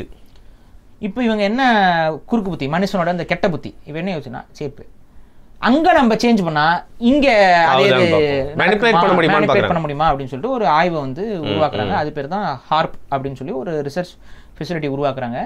அது என்ன பண்ணுது அப்படின்னா, இந்த அயான்ஸை வந்து மனிதனால மேனிபுலேட் பண்ண முடியுமா அப்படின்னா பண்ண முடியும். எப்படி மேனிபுலேட் பண்ண முடியும் அப்படின்னா, இயற்கையாக அயான்ஸ்ல நடக்கிற சேஞ்சஸை செயற்கையா ரேடியோ வேவ்ஸ் அனுப்புறது மூலமா. நார்மலா ரேடியோ இந்த ரேடியோ வேவ்ஸை கான்சன்ட்ரேட்டடா ஒரு பகுதியை நோக்கி அனுப்பும்போது அங்க அயனோஸ்பியர்ல ஒரு விதமான மாற்றத்தை உருவாக்க முடியும். இந்த மாற்றம் சைமல்டேனியஸா, அதாவது பேரலா இங்க வந்து கிளைமேட்டை சேஞ்ச் பண்ண முடியுமா அப்படிங்கிறது தான் அந்த ரிசர்ச் ப்ராஜெக்ட். அதுக்கு தான் அந்த ஹார்ப் டெக்னாலஜி. இதுல சாதிச்சுட்டாங்களா இல்லையான்னு நமக்கு தெரியல. ஓகே, இதுக்கான முயற்சிகள் நடந்துச்சு. இது வந்து சக்சஸா இல்லையாங்கிறது இது பெருசா ஓப்பனா யாரும் டாக்குமெண்ட்ஸ் இல்ல. அதான் உங்களோட நாலேஜ், உங்களோட ஸ்டாண்ட். அதுல என்னன்னா, இதை பண்ண முடியும் அப்படின்னு ஒரு தரப்பு விஞ்ஞானிகள் சொல்றாங்க. இது பண்றது ரொம்ப காம்ப்ளிகேட்டடு, அது அவ்வளோ ரொம்ப சாதாரண விஷயம் இல்லை. ஆனா மேனிபுலேட் பண்றதுக்கான வாய்ப்புகள் இருக்கு, தியரிட்டிக்கலே இருக்கு. ஆனா அது ரொம்ப காம்ப்ளிகேட்டடு, நம்ம ஒன்று பண்ணோம்னா அது ஒரு மாதிரி ஆயிரும், அதனால அது யாரும் பண்றது இல்லை, அதுக்கான அனுமதியே கிடையாது அப்படின்னு சொல்லி அதுக்கான எதிர்வாதங்களும் இருக்கு. ஆனா இன்னைக்கு உலகத்துல நடக்கக்கூடிய பல ரிசர்ச்சுகளுக்கு அனுமதி கொடுத்ததுக்கு அப்புறம் தான் ரிசர்ச் ஆரம்பிக்கிறான்னு நீங்க நம்புனீங்க அப்படின்னா, லாக்டவுனுக்கு அப்புறமா அப்படி சொல்றீங்க, அதுக்கப்புறம் நீ நம்புற அப்படின்னா நீ தான் முட்டாள். இப்போ நான் என்ன சொல்றேன், இது வந்து உறுதியா இப்படிதான் மாற்ற முடியும்னு நம்மளால சொல்லலை. ஆனா மாற்றுவதற்கான சாத்தியக்கூறுகள் அதுக்குள்ள இருக்கு. அப்படி இருந்துச்சுன்னா நீங்க இப்படி பார்க்கணும், துபாயை அழிப்பதற்கு ஹார்ப்பை பயன்படுத்தினாங்களா, துபாயை அழிப்பதற்கோ இல்லை இவங்க அடுத்து இவங்களுடைய இன்ஃப்ராஸ்ட்ரக்சர் இது எல்லாத்தையும் ஒரு ஹால்ட் பண்ணி இதுக்கு மேல நீ வளராதடா போதும்டா பயமுறுத்துறதுக்கு இப்போ என்ன ஆகும்னா, ஆட்டோமேட்டிக்காக துபாய் வந்து அவங்க ஃபோக்கஸே மாறும். பிஸ்னஸ் மேன்லாம் வேற மாதிரி பார்க்க ஆரம்பிச்சிடும். ஆஹா இங்கே வந்து என்னடா பண்ணுறது அப்படிங்கிற மாதிரி இருக்கும். இங்கே வந்து இப்போ இயற்கைக்கு மாற எல்லாம் ஓகே கட்டினா வெளியில் வெயில் அடிக்குது, உள்ள கூலாக இருக்குது, நம்ம ஏசி காரில் வந்துட்டு உள்ளே வந்து இறங்கிட்டோம்னா ஜில்லுன்னு தான் இருக்குது, பிரச்சனை கிடையாதுன்னு நினச்சிக்கிட்டு இருந்தோம். தண்ணி கதவை தட்டிட்டு உள்ளே வருதே, நம்ம என்ன பண்ணுறது, இங்கே இன்வெஸ்ட்மெண்ட் பண்ணலாமா வேண்டாமா? எல்லாரும் அங்க ஒரு பெரிய பணக்காரர்கள்லாம் வீடு வாங்கி வச்சுட்டு இருந்தாங்க. நம்ம ஆளுங்கெல்லாம் கோல்டன் விசாவை தூக்கி போட்டுருவாங்க தண்ணி வெள்ளத்துல. ஆமா, விஜய் சேதுபதி இவங்களுக்குலாம் கூட்டு கொடுத்தாங்க, அவங்களாம் என்ன பண்ண போறாங்க தெரியல. திருசா இவங்களுக்குலாம் கொடுத்துருக்காங்க. அப்ப இந்த கோல்டன் விசா இது எல்லாத்தையும் என்ன பண்றது, ஒரு ஒரு செலிபிரிட்டிஸோட ஒரு ஒரு ஒரு ஃபேம். இப்ப யாரோ வந்து 50 லட்சத்துக்கு அப்பார்ட்மெண்ட் வாங்கின கதையெல்லாம் சொல்றாங்க. அதுதான் தெரியல, நம்ம எல்லாம் பேச விரும்பல. நமக்கு ரஹ்மானோட ஸ்டுடியோ போட்டிருக்காரு. ஆஹா இனிமேல் நியூயார்க்கில் தான் இல்லை திருப்பி சாலிகிராமத்தில் தான் பாட்டு போடணுமோ அப்படிங்கிற. ஏன்னா அவ்வளோ இது வரும்பொழுது இப்போ இது எல்லாமே வந்து அங்கே இன்வெஸ்டர்ஸுக்கு ஒரு கேள்வி இருக்கும். அப்போ அது மாதிரி ஒரு ஹார்ப் டெக்னாலஜியை பயன்படுத்தி செயற்கையான ஒரு வெள்ளத்தை அங்கே உருவாக்கி துபாயோட வளர்ச்சியை தற்காலிகமாக வெஸ்டர்ன் கண்ட்ரிஸ் தடுத்துருக்குதா அப்படிங்கிற ஒரு கேள்வியும் அதில் இருக்கு. ஓகே, ஒரு சிந்தனையோட்டத்தை விதைக்கிறோம். என்னுடைய கருத்துப்படி இது வரைக்கும் நம்ம அந்த கிளவுட் சீடிங் இன்னைக்கு உருட்டு அது இருக்க வாய்ப்பு இல்லை. கிளவுட் சீடிங்ல அந்த அளவுக்கு இப்போ வெள்ளம் வர வைக்கிற அளவுக்குலாம் மழையை வந்து உருவாக்கவே முடியாது. ஏன்னா அங்கே நீங்கள் என்ன சொல்கிறேன்ல, ஜில்னஸ் வந்துச்சுன்னா மட்டும்தான் இந்த மாதிரி அதிகமான மழைகள் பெய்யும். அந்த ஜில்னஸ் கிளவுட் சீடிங்னால கொண்டு வர முடியாது. அது கெமிக்கலாக ஒரு ப்ராசஸை நீங்கள் தூவி விட்டு சாம்பிராணி போக போடுற மாதிரி தான். சாம்பிராணி போக போடுற அந்த எஃபெக்ட் கொஞ்சம் நேரம் தானே இருக்கும். அந்த அது சூடாக கொஞ்சம் இறக்கும் தண்ணி, அவ்வளோதான். மற்றபடி அங்கே அந்த கண்டென்சேஷன் ப்ராசஸை வந்து ரொம்ப ரேப்பிடாக செயின் ரியாக்ஷன் மாதிரி கொண்டு போகிறதுக்கு அது வாய்ப்பு இல்லை. இயற்கையாக நடந்துருந்துச்சு அப்படின்னா, இவன் நட்ட மரம், இவனோட ப்ராஜெக்ட் அந்த அதிக மரங்கள் நடணும்னு நட்டான், அப்படி நட்டு மழை பெஞ்சா அதை எங்கே தேக்கி வைக்கிறதுங்கிற மடையனுக்கு அது தெரியல, அவங்க விட்டாங்க, வெள்ளமாக மாறி இருக்கலாம். இது ஒன்று. ரெண்டாவது ஆப்ஷன், இந்த மாதிரி உலக நாடுகள் ஏதாவது சதிகிதி பண்ணி இதுக்கு மேலே வளர்ந்தா ஆபத்துன்னு சொல்லி ஹார்ப் டெக்னாலஜியில் சுவிட்ச் ஆன் பண்ணி விட்டு அது ஒரு பாயிண்ட் ஆஃப் வியூ தானே. அது பண்ணுறது இது ரெண்டு தவிர்த்து வேறு வாய்ப்பு இருக்க மாதிரி தெரியல. ஆனால் நம்ம என்ன சொல்லலாம் அப்படின்னா, இந்த மனிதன் வந்து ரொம்ப விளையாடாமல் இருக்கிறது இயற்கைக்கு நல்லது. இதை நம்ம சொல்லணும். ஏன்னா இந்த மாதிரியான தேவையில்லாத இந்த க்ளவுட் சீட் பண்ணுறேன், அது பண்ணுறேன், இது பண்ணுறேன்னு சம்மந்தம் இல்லாத வேலைகளை செய்யாதீங்க. நம்ம வந்து இப்போ தமிழ்நாட்டில் வந்து இப்போ ஹீட் வேவ் அடிச்சுக்கிட்டு இருக்குது. சென்னையில் வெப்பம் as we are speaking செஞ்சுக்கிட்டு இருக்கு. டெம்பரேச்சர் வந்து 37 38க்குலாம் போதுங்கிறாங்க. மனுஷனால் வாழ முடியாது. இன்னைக்கு 5 ஏறிடும் சென்னையை சுற்றின பகுதிகள் சொல்லிட்டு இருந்தாங்க. ஓவர் வெப்பம், மனிதர்களால் வெளியில் நடமாட முடியாத அளவுக்கு வெப்பம், ஹீட் வேவ். கவர்மெண்ட்டே சொல்லிடுச்சு எல்லாம் வீட்டுக்குள்ளேயே கடங்கன்னு. வீட்டுக்குள்ளேயே இருந்தால் மட்டும் வீட்டுக்குள்ளே இருக்க முடியுதா? பொழக்குது வெயில், உள்ளேயே உட்கார முடியல, ஏசி இல்லாமலாம் இருக்க முடியல. சத்தியமா ஏர் கூலரை போடுறேன், வீட்டில் இருக்க நாய் பூனை எல்லாம் அப்படியே நாக்கு தள்ளி போகுது. தெருநாய்கள்லாம் செத்துருச்சு. தெருநாய் நிறைய செத்துருச்சு. நீங்கள் கவனிச்சிங்களா? ஹீட் ஸ்ட்ரோக் வந்துருச்சு எல்லா நாய்களுக்கும். இப்போ எந்த விளையாட மாட்டேங்குதுங்க, காலில் இருந்து அப்படியே படுத்துட்டு பேன் பார்த்து. தெருவில் இருக்க உயிரினங்கள் எல்லாம் அடி வாங்கிருச்சு. காக்காலாம் அதுக்கெல்லாம் என்ன கொடுமையாக இருக்கும்னு யோசிங்க. அதுவே ஆல்ரெடி கருப்பாக தான் இருக்கும், அப்சார்ப் பண்ணிடுவோம், ஃபுல்லாக கருப்பாக இருக்கும். அதுக்கெல்லாம் என்ன காக்காலாம் விழுந்து செத்துக்கிட்டு இருக்குது நிறையா. முடிஞ்ச வரைக்கும் வந்து தண்ணி இதெல்லாம் கொஞ்சம் வைங்க. இதில் ஒரு வெளிப்படையாக நான் வந்து அரசாங்கத்துக்கும் மக்களுக்கும் ஒரு கோரிக்கை வைக்கிறேன்.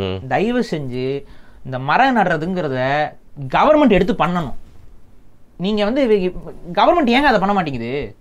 மரத்தை வெட்டுறதுனா ஆளாக வந்துட்டு எல்லா வேலையும் பண்ணுறீங்க. நீங்கள் அந்த போஸ்ட் பார்த்தீங்களா? நம்ம தமிழ்நாட்டில் ஒரு ஆளுக்கு எத்தனை மரம் இருக்குன்னு கம்பேர் பண்ணி பார்த்தா ரொம்ப கம்மிங்க. ஒரு ஆளுக்கு இத்தனை மரங்கள் இருக்கணும் அப்படிங்கிற மாதிரி ஒரு கணக்கு இருக்கு. அந்த மர கணக்கில் நீங்கள் சீமக்கருவத்தெல்லாம் சேர்ப்பாங்களே, நீங்கள் அதெல்லாம் வச்சுட்டு கணக்கு பார்க்குறீங்க. கவர்மெண்ட் என்ன பண்ணணும்னா, நாட்டு வகை மரங்கள் ஒரு 20லேருந்து 30 வகைகளை செலக்ட் பண்ணணும். செலக்ட் பண்ணி புங்க மரம், வேப்ப மரம், அதே போல் ஆலமரம், அரச மரம், அத்தி மரம், சப்போட்டா, புளி வந்து வெப்பம். ரெண்டாவது நாட்டு மரம் கிடையாது. அப்படியே நம்மளது இல்லையா அது? நம்ம பயன்படுத்திக்கிட்டு இருக்கோம். அது இயற்கையாக இந்திய நிலப்பரப்பு கூட்ட மரம் கிடையாது. அப்போ நேட்டிவ் பிளான்ட் ஸ்பீஷிஸ்லாம் வந்துட்டு முதல்ல இந்த அவேர்னஸே வரணும். அவேர்னஸ் வைக்கணும். மாமரம், இதில் வந்து பழம் இருக்கக்கூடிய மர வகைகளை வந்து எந்தெந்த இடத்துல வைக்கலாம், எந்தெந்த இடத்துல வந்து பழங்கள் தேவையில்லை, அதுக்கான அந்த டிஸ்டர்பன்ஸ் இல்லாமல் இருக்கணுங்கிற மாதிரி இடங்களில் அந்த மாதிரியான மரங்கள். ஸோ அதில் கரெக்டாக செலக்ட் பண்ணிட்டு அந்த மரங்களை லிஸ்ட் அவுட் பண்ணணும் முதல்ல கவர்மெண்ட். பண்ணிவிட்டு அந்த மரம் இல்லாமல் வேறு மரங்கள், இந்த லிஸ்ட்டில் கொடுக்கப்பட்ட மரங்கள் இல்லாமல் நீங்கள் வேறு அந்த ஐரோப்பிய அந்த தூங்கு மூஞ்சி மரம், இது எங்களுக்கு வீட்டுக்கு முன்னாடி ரோஸ் கலரில் அப்படியே வந்து கௌதம் மேனன் படத்தில் வர மாதிரி இருக்கணுங்க. அப்படியே அங்கே கீழே திருசா நடந்து போனால் அந்த வைப்பு கொடுக்கணுங்க. அது அந்த வைப்புலாம் தேவையில்லை. ஏன் மாமரத்துக்கு அடியில் திருசா நடந்து போனால் அசிங்கமாக தெரிய போகிறாங்க? எனக்கு புரியலடா நீங்கள் பேசுறதுலாம். கிறுக்கனுங்க மாதிரி ஏதாவது இந்த இங்கிலீஷ் படத்தை பார்த்துட்டு ஹாலிவுட் படத்தை பார்த்து அவன் ஊரில் அது இருக்கும், அதை கொண்டு வந்து இங்கே நட்டு கிறுக்குத்தனம் பண்ணுறேன். அப்போல்லாம் பண்ணால் நீங்கள் நட்டுக்கோங்க. கவர்மெண்ட் வந்து ஒன்றும் பிரச்சனை கிடையாது. இப்போ சீமக்கருவேலத்தை நான் பெட் அனிமலாக பெட் பிளான்ட்டாக வளர்க்கணும்னு ஆசைப்பட்டீங்கன்னா நீ இடத்துல வளர்த்துக்கோ. 8 மடங்கு உனக்கு வரி அதிகம். உன்னோட ப்ராப்பர்ட்டி டேக்ஸ் வந்து 8%, 8 மடங்காக ஏறும். நீ வச்சுக்கோ. உனக்கு ஆசையா சீமக்கருவேலத்தை உன் மண்ணில் வச்சு வளர்க்கணும்னு ஆசையா வளர்த்துக்கோ ராஜா. உன் ஆசையா தடுப்பா. எங்களுக்கு வரி மட்டும் எக்ஸ்ட்ரா கட்டிடு. இதை கொண்டு வாங்க. சீமக்கருவேலத்தை ₹1 விட மாட்டான். சாதிக்காரனை பார்த்தா வெட்டணுங்கிற எண்ணம்லாம் போயிடும். சீமக்கருவேலண்டா கொளுத்துறா அந்த மரத்தண்டு இறங்கிடுவான். இந்த இதுக்கு நீங்கள் செய்யுங்க. கண்டுக்கிறதே இல்லை. ப்ரைவேட் லேண்ட்ஸில் சீமக்கருவேலம் எவ்வளோ வளர்ந்துட்டு இருக்கு தெரியுமா? இதில் ஒரு பிஸ்னஸ் பண்ணிட்டான். இன்றைக்கி என்ன பண்ணுறதுன்னா, அதிகமாக மழை பெய்யாத இடம், விவசாயத்துக்கு ஒத்து வராத இடங்களில் 100 ஏக்கர் 150 ஏக்கர் வாங்கி வச்சுருக்கிறது. அது எதுக்காக பயன்படும்னு வச்சுருக்கான். அது எதுக்குமே பயன்படாது. அந்த 100 ஏக்கர் வாங்கி வச்சுட்டு என்ன பண்ணுறது? சீமக்கருவேலத்தை போட்டு விடு. ஏன்? அதுவாக வளர்ந்துடும். யாரும் வளர்க்க தேவையில்லை. 1.5 வருஷத்தில் அதுவாக வளர்ந்து நிற்கும். 2 வருஷத்துக்கு ஒரு முறை ஜேசிபியை கூட்டிகிட்டு வந்து அதை வெட்டுவானுங்க. வெட்டி அதை வந்து இந்த விறகு கம்பெனி, அந்த ஃபியூல் கம்பெனி, இந்த கறி கம்பெனிக்கெலாம் அனுப்புனீங்கன்னா அது அதில் ஒரு அமௌண்ட் வருது. ஒரு பெரிய அமௌண்ட் வரும். அது ஒரு ஆமாம், ஒரு 100 ஏக்கருக்குலாம் போட்டோன்னா குறைஞ்சது எப்படியும் ஒரு 40 லட்சம் அந்த அளவுக்கு கான்ட்ராக்ட் கிடைக்கும். நிலத்தெல்லாம் தூவுறேன் எடுத்துகிட்டு போய். அப்போ என்ன ஆகும்னா, அப்படின்னா இருக்காங்களா இந்த வேலையை வந்து நிறைய அரசியல்வாதிகள் பண்ணுறாங்க. நிறைய பேர் இந்த மாதிரி இந்த வெத்து லேண்டை வச்சுக்கிட்டு இல்லை கேட்குறேன்னா, அந்த சீமக்கருவேலை மட்டும் மற்ற மரங்கள் வளர முடியாத நீர் இல்லாத பகுதியில் எப்படி வளருதுங்கிற இந்த கூமுட்டைகளுக்கு எங்கே அறிவு இருக்கா?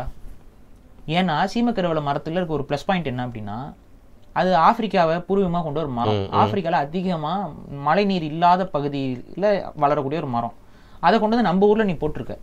அது என்ன பண்ணுதுன்னா நம்ம மரங்கள் எல்லாம் மழை பெஞ்சுன்னா அதை வேர்லேருந்து நீரை உறிஞ்சிக்கும். இலையிலேருந்து நீரை உரிகிற தன்மை நம்ம மரங்களுக்கு கிடையாது. அதுக்கான தேவை இங்கே பரிணாம வளர்ச்சியில் கிடையாது. ஆனால் சீமை கருவேலத்துக்கு என்னன்னா வெப்ப காற்று வருது பார்த்தீங்களா, அந்த காற்றை அப்படியே உள்வாங்கிடும். இப்போ என்ன ஆகுது, உன் ஊரில் வந்து காற்று வந்து அது மேகமாக மாறினாதானே ஏன் மழை பெய்யும். இது மேகமாகவே மாறக்கூடாது. இதை நீ ஆயிரக்கணக்கு ராமநாதபுரம் இந்த சவுத்துலாம் போய் மதுரைக்கு அந்த பக்கம் நீங்கள் தாண்டிங்கனாவே சீமை கருவேல காடுகள் தான் இருக்கும். உண்மைதாங்க. ட்ரெயினில் போகும்போது அந்த காட்டில் எந்த உயிரினங்களும் வாழ முடியாது. ரொம்ப இதாக மயில் வரும், நரி, இந்த மாதிரி சின்ன சின்ன உயிரினங்கள் வேணால் அந்த புதருக்குள்ளே போய் பெரிய உயிரினங்கள்லாம் எதுனாலையும் நடக்க முடியாது. ஒரு மாடு உள்ளே போச்சுன்னா கூட கஷ்டம் தான். மாடு அந்த செடியில் சாப்பிட்டா அதுக்கு கஷ்டம், வயிறு கடுப்பு வந்துடும். இந்த மாதிரி மனுஷனோட தேவைக்கோ இயற்கையோட தேவைக்கோ ஒவ்வாது. நம்ம ஊரில் அது ஒவ்வாது. அது ஆப்பிரிக்காவில் அது ஒரு தேவை இருக்குன்னா அது அங்கே இருக்கட்டும்.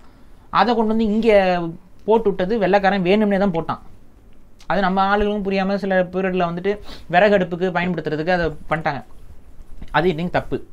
கேஸ் கொடுத்தாங்க கோர்ட்டில். கோர்ட் ஆமாம் இது தவறு, அதனால் வந்து நீங்கள் அதை அப்புறப்படுத்துங்கன்னு சொல்லி கோர்ட் ஆர்டர் கொடுத்துருச்சு. அப்புறப்படுத்த ஆரம்பித்தாங்க. ஒரு கூமுட்டை ஒரு கிறுக்கன் அதுக்கு அகேன்ஸ்டாக கேஸை போட்டு அதெல்லாம் அப்புறம் அப்புறப்படுத்தக்கூடாது.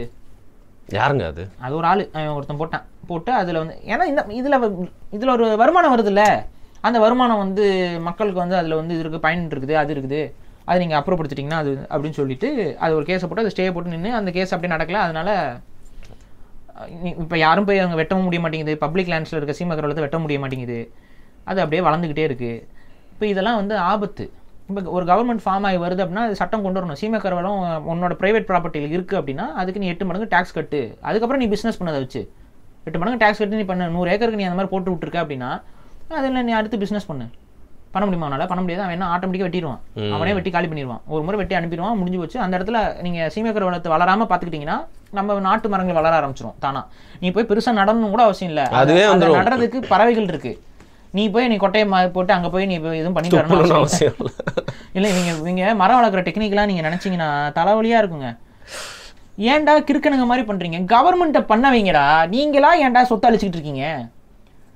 சபதம் எடுக்கிறது, நான் 1000 மரங்கள் நடப்புறேன், 2000 மரங்கள் நடப்புறேன், அப்படியே நோட்டில் நட்டுக்கு வாங்க எல்லாத்தையும். 1 லட்சம் மரம் நட்டேன், 10 லட்சம் மரம் நட்டேன். எங்கே நட்டத்தை போய் காட்டு. அவ்வளோ கவர்மெண்ட் தான் இதை எடுத்து பண்ணணும். நீ ஏன் வந்து கிறுக்க மாதிரி ஒரு மிஞ்சி போனால் நம்மளால் வந்து ஒரு 10 மரத்தை மெயின்டைன் பண்ண முடியும். இல்லை தோட்டமாக வச்சுருக்க, அதில் உனக்கு வருமானம் வருதுன்னா நீ அதை மெயின்டைன் பண்ணிட்டு இருப்ப. மற்றபடி நீ வந்து ரோட்டில் போட்டு வர மரங்கள்லாம் மெயின்டைன் ஆகணும். நீ நம்புறியா? ரொம்ப கஷ்டம். ஒரு ஆடு வந்து மேய்ஞ்சிட்டு போச்சுன்னா முடிஞ்சு போச்சு. ஒரு மாடு வந்து அப்போ இது கண்டினியூவான ப்ராசஸாக இயற்கையில் ஸ்டிமுலேட் பண்ணுற ப்ராசஸாக நீ பண்ணணும். அப்போ என்னென்னா முதல்ல பல மரங்கள் நடணும். பல மரங்களை நட ஆரம்பிச்சு அப்படின்னா பறவைகளுக்கு உணவு தேவை வந்துடும். பறவைகள் அட்ராக்ட் ஆகும். இந்த உயிரினங்கள் வவ்வால் இந்த மாதிரியான உயிரினங்கள் வந்து இனப்பெருக்கத்துக்கு அது உகந்ததான் மாறி நிற்கும். பல மரங்களை பப்ளிக்கில் நட ஆரம்பி. பல மரங்கள் அதிகரிக்க ஆட்டோமேட்டிக்காக இதுக்கு வெவ்வேறு காடுகளுக்கு இருக்கக்கூடிய மரங்கள் எல்லாம் எடுத்துக்கொண்டு வந்து ஸ்ப்ரெட் பண்ண ஆரம்பிச்சிடும். இந்த ப்ராசஸில் தமிழ்நாடு முழுக்க அதே போல் ஹைவேக்கு 2 பக்கமும் ஆப்போசிட்டில் வந்து எம்டி லேண்ட்ஸு இப்போ இருக்குது அப்படின்னா அந்த எல்லா லேண்டையும் காடுகளாக மாற்று. டிராபிக்கல் ரெயின் ஃபாரஸ்ட்டாக ஒரு காலத்தில் இருந்தது தான். அந்த மாதிரி டிராபிக்கல் ரெயின் ஃபாரஸ்ட்டாக திரும்ப அதை மாற்ற முடியும். கவர்மெண்ட் நினச்சா எந்தெந்த மரங்கள்லாம் ஃபஸ்ட்டு பனை மரத்தை போய் நடு. நிறையா பனைமரத்தை பனைமரம் நட அது வந்து நீர் தேக்கத்தை வந்து கொஞ்சம் அதிகரிக்கும். அது ஃபஸ்ட்டு ஆக்சுவலாக வளரும். அதில் நமக்கு பயன் நிறைய இருக்குது. அதை பயன்படுத்து. இன்றைக்கி இந்த ஹீட் வேவ்ஸ்லாம் நம்ம எல்லாம் மாட்டிக்கிட்டு முழிக்கிறதுக்கெலாம் மெயின் ரீசன் என்னன்னா நம்மக்கிட்ட காங்கிரீட்டில் வீடுகள் இருக்குது, பனை ஓலைகளில் கூரைகள் கிடையாது. ஏன் அதை பண்ணுறதில்ல? எனக்கு நாம் தமிழர் கட்சியில் ஒரு பிடித்தமான ஒரு இடம் இருக்குது. அது நாம் தமிழர் கட்சியோட ராவணன் குடிலுக்கு மேலே இருக்கிற பனை ஓலை குடிசை. அது கீழே வந்து பார்த்தீங்கன்னா நார்மலான பில்டிங்கு, அதுக்கு மேலே மட்டும் என்ன பண்ணாங்கன்னா பனை ஓலையில் ஒரு கீத்து கட்டி சாப்பாடு சாப்பிடுவாங்க. அது அங்கே டிஸ்கஷன் நடக்கும், அதெல்லாம் நடக்கும். இப்போ சாப்பாடு அதெல்லாம் மாற்றி மாதிரி பண்ணுவாங்க. அவ்வளோ குளிர்ச்சியாக இருக்கும் அந்த இடம். நீங்கள் ஆஃபீஸ்க்குள்ளே வேகும், நீங்கள் அங்கே போய் உட்காந்து பாருங்கள், அவ்வளோ ஜில்லுன்னு இருக்கும். ஏன்? பனங்கீற்று. நீங்கள் அது இல்லையே, பனங்கீற்றில் யாருமே வந்து நீங்கள் அஸ்தட்டிக்காக பண்ணலாம்ல. நம்ம அழகாக பனங்கீற்றில் போட்டு ஒரு வீட்டுக்கு ஒரு பெரிய பெரிய பங்களாவே வச்சுருக்க அந்த இடத்துல ஒரு சின்ன பகுதியாக வந்து பண்ணலாம். ஒரு ஹாஸ்பிட்டல் சீட்டில் கூரையை போடுறதுக்கு போல பனங்கீற்றில் பண்ணலாம். ஏன்னா பணம் இல்லை. நீங்கள் ஹாஸ்பிட்டல்ஸ் கிடைச்சிடும் உங்களுக்கு. சென்னையில் பனங்கீற்று கிடைக்குமா? மரம் ரொம்ப கம்மியாயிடுச்சுன்னு சொல்கிறாங்க. கம்மியாயிடுச்சு. இப்போ நம்ம இதை ப்ரமோட் பண்ணால் இருக்க மரத்துலையும் வெட்டிட்டு வந்து விற்றுருவேன். இதுதான் பிரச்சனை. ஒரு காலத்தில் அதெல்லாம் நம்ம பண்ணோம்னா அதிகமாக மரம் இருந்துச்சு. இன்னைக்கு கருப்பட்டி இதுக்கே நமக்கு மரம் பத்தலை. இப்போ கருப்பட்டியோட இதாக இருக்கு இப்போ தான் போட ஆரம்பிச்சிருக்காங்க. பனை மரத்தில் இப்போ தான் வளர்க்க ஆரம்பிச்சிருக்காங்க நிறைய பேர். அதுவும் வளர்க்குறதுக்கு ரொம்ப டைம் ஆகும், அது ரொம்ப நாள் ஆகும். அப்போ நான் என்ன சொல்கிறேன்னா, நம்மளுடைய வாழ்வியல் ஆதாரத்துக்கு உட்பட்டு நம்ம நாட்டை நம்ம மாற்றி அமைக்கணும். அது நீங்கள் துபாயில் வந்து வெள்ளம் வருதுன்னு சொல்ல, நம்ம தமிழ்நாட்டில் வெள்ளம் வந்துச்சு, நீ எல்லாத்தையும் இங்கே மாற்றினதுனால தான் இந்த எல்லாமே இலவும் நடக்குது. நான் தான் சொல்கிறேன், திரும்ப இந்த இதில் கொஞ்சம் அவேர்னஸோட இயற்கையை புரிந்து கொள்ளக்கூடிய தலைவர்களை, இயற்கையை சார்ந்த ஒரு அறிவுள்ளவர்களை நீங்கள் என்ன பண்ணுறீங்க, ப்ரமோட் பண்ணுங்கள். மரங்கள் அதிகமாக நட்டிங்கன்னா பாதுகாப்பு. ஓகே, நம்ம இப்போ முடிக்கிறதுக்கு முன்னாடி துபாயை பற்றி நம்ம பேசிட்டோம். எனக்கு ஒரு சின்ன ஆவலான கேள்வி இருக்குது. இப்போ துபாயோட நிலைமை என்ன ஆகும்? ஏன்னா துபாய் ஏன் உருவாக்கப்பட்டதுன்னு சொல்லுவாங்கன்னா, அது எந்த அளவுக்கு உண்மைன்னு தெரில. அங்கே வந்து நிறைய காசு வருது, பெட்ரோல் சீக்கிரம் தீர்ந்துடும், இது வந்து ஒரு ஹப்பாக மாற்றணும், business hub, travel, tourist attraction இதுவாக மாற்றணும், அதனால தான் எல்லாம் பண்ணிட்டுருக்காங்கன்னு சொல்கிறாங்க. ஸோ துபாய் இப்படியே போயிட்டு இருந்தால் ஒரு காலத்தில் பெட்ரோல் அப்படிங்கிறதுக்கான தேவையும் கம்மியாயிடுச்சு, இல்லை அங்கே தீந்தும் ஒரு வேளை போயிடுச்சு அப்படின்னா, இந்த துபாய் மாதிரியாக உருவாக்கப்பட்டிருக்க செயற்கை பெருநகரங்கள் என்ன ஆகும், அதோட நிலைமை அப்படின்னு நீங்கள் நினைக்கிறீங்க? இந்த செயற்கை பெருநகரங்கள் எல்லாமே, சிங்கப்பூரா இருக்கட்டும், துபாயா இருக்கட்டும், இது எல்லாமே உலக போறோம்னு வந்துச்சுன்னா காலியாயிரும். இது எல்லாமே சஸ்டைனபிளா இருக்கிறதுக்கான அடிப்படை என்னன்னா, அது சஸ்டைனபிள் என்விரான்மெண்ட்ல இல்ல, மாறாக அது சஸ்டைனபிள் பண்றதுக்கு பெரிய அளவு ஹியூமன் ரிசோர்ஸ் வந்து நீங்க அங்க இம்ப்ளிமெண்ட் பண்ணிக்கிட்டே இருக்கீங்க.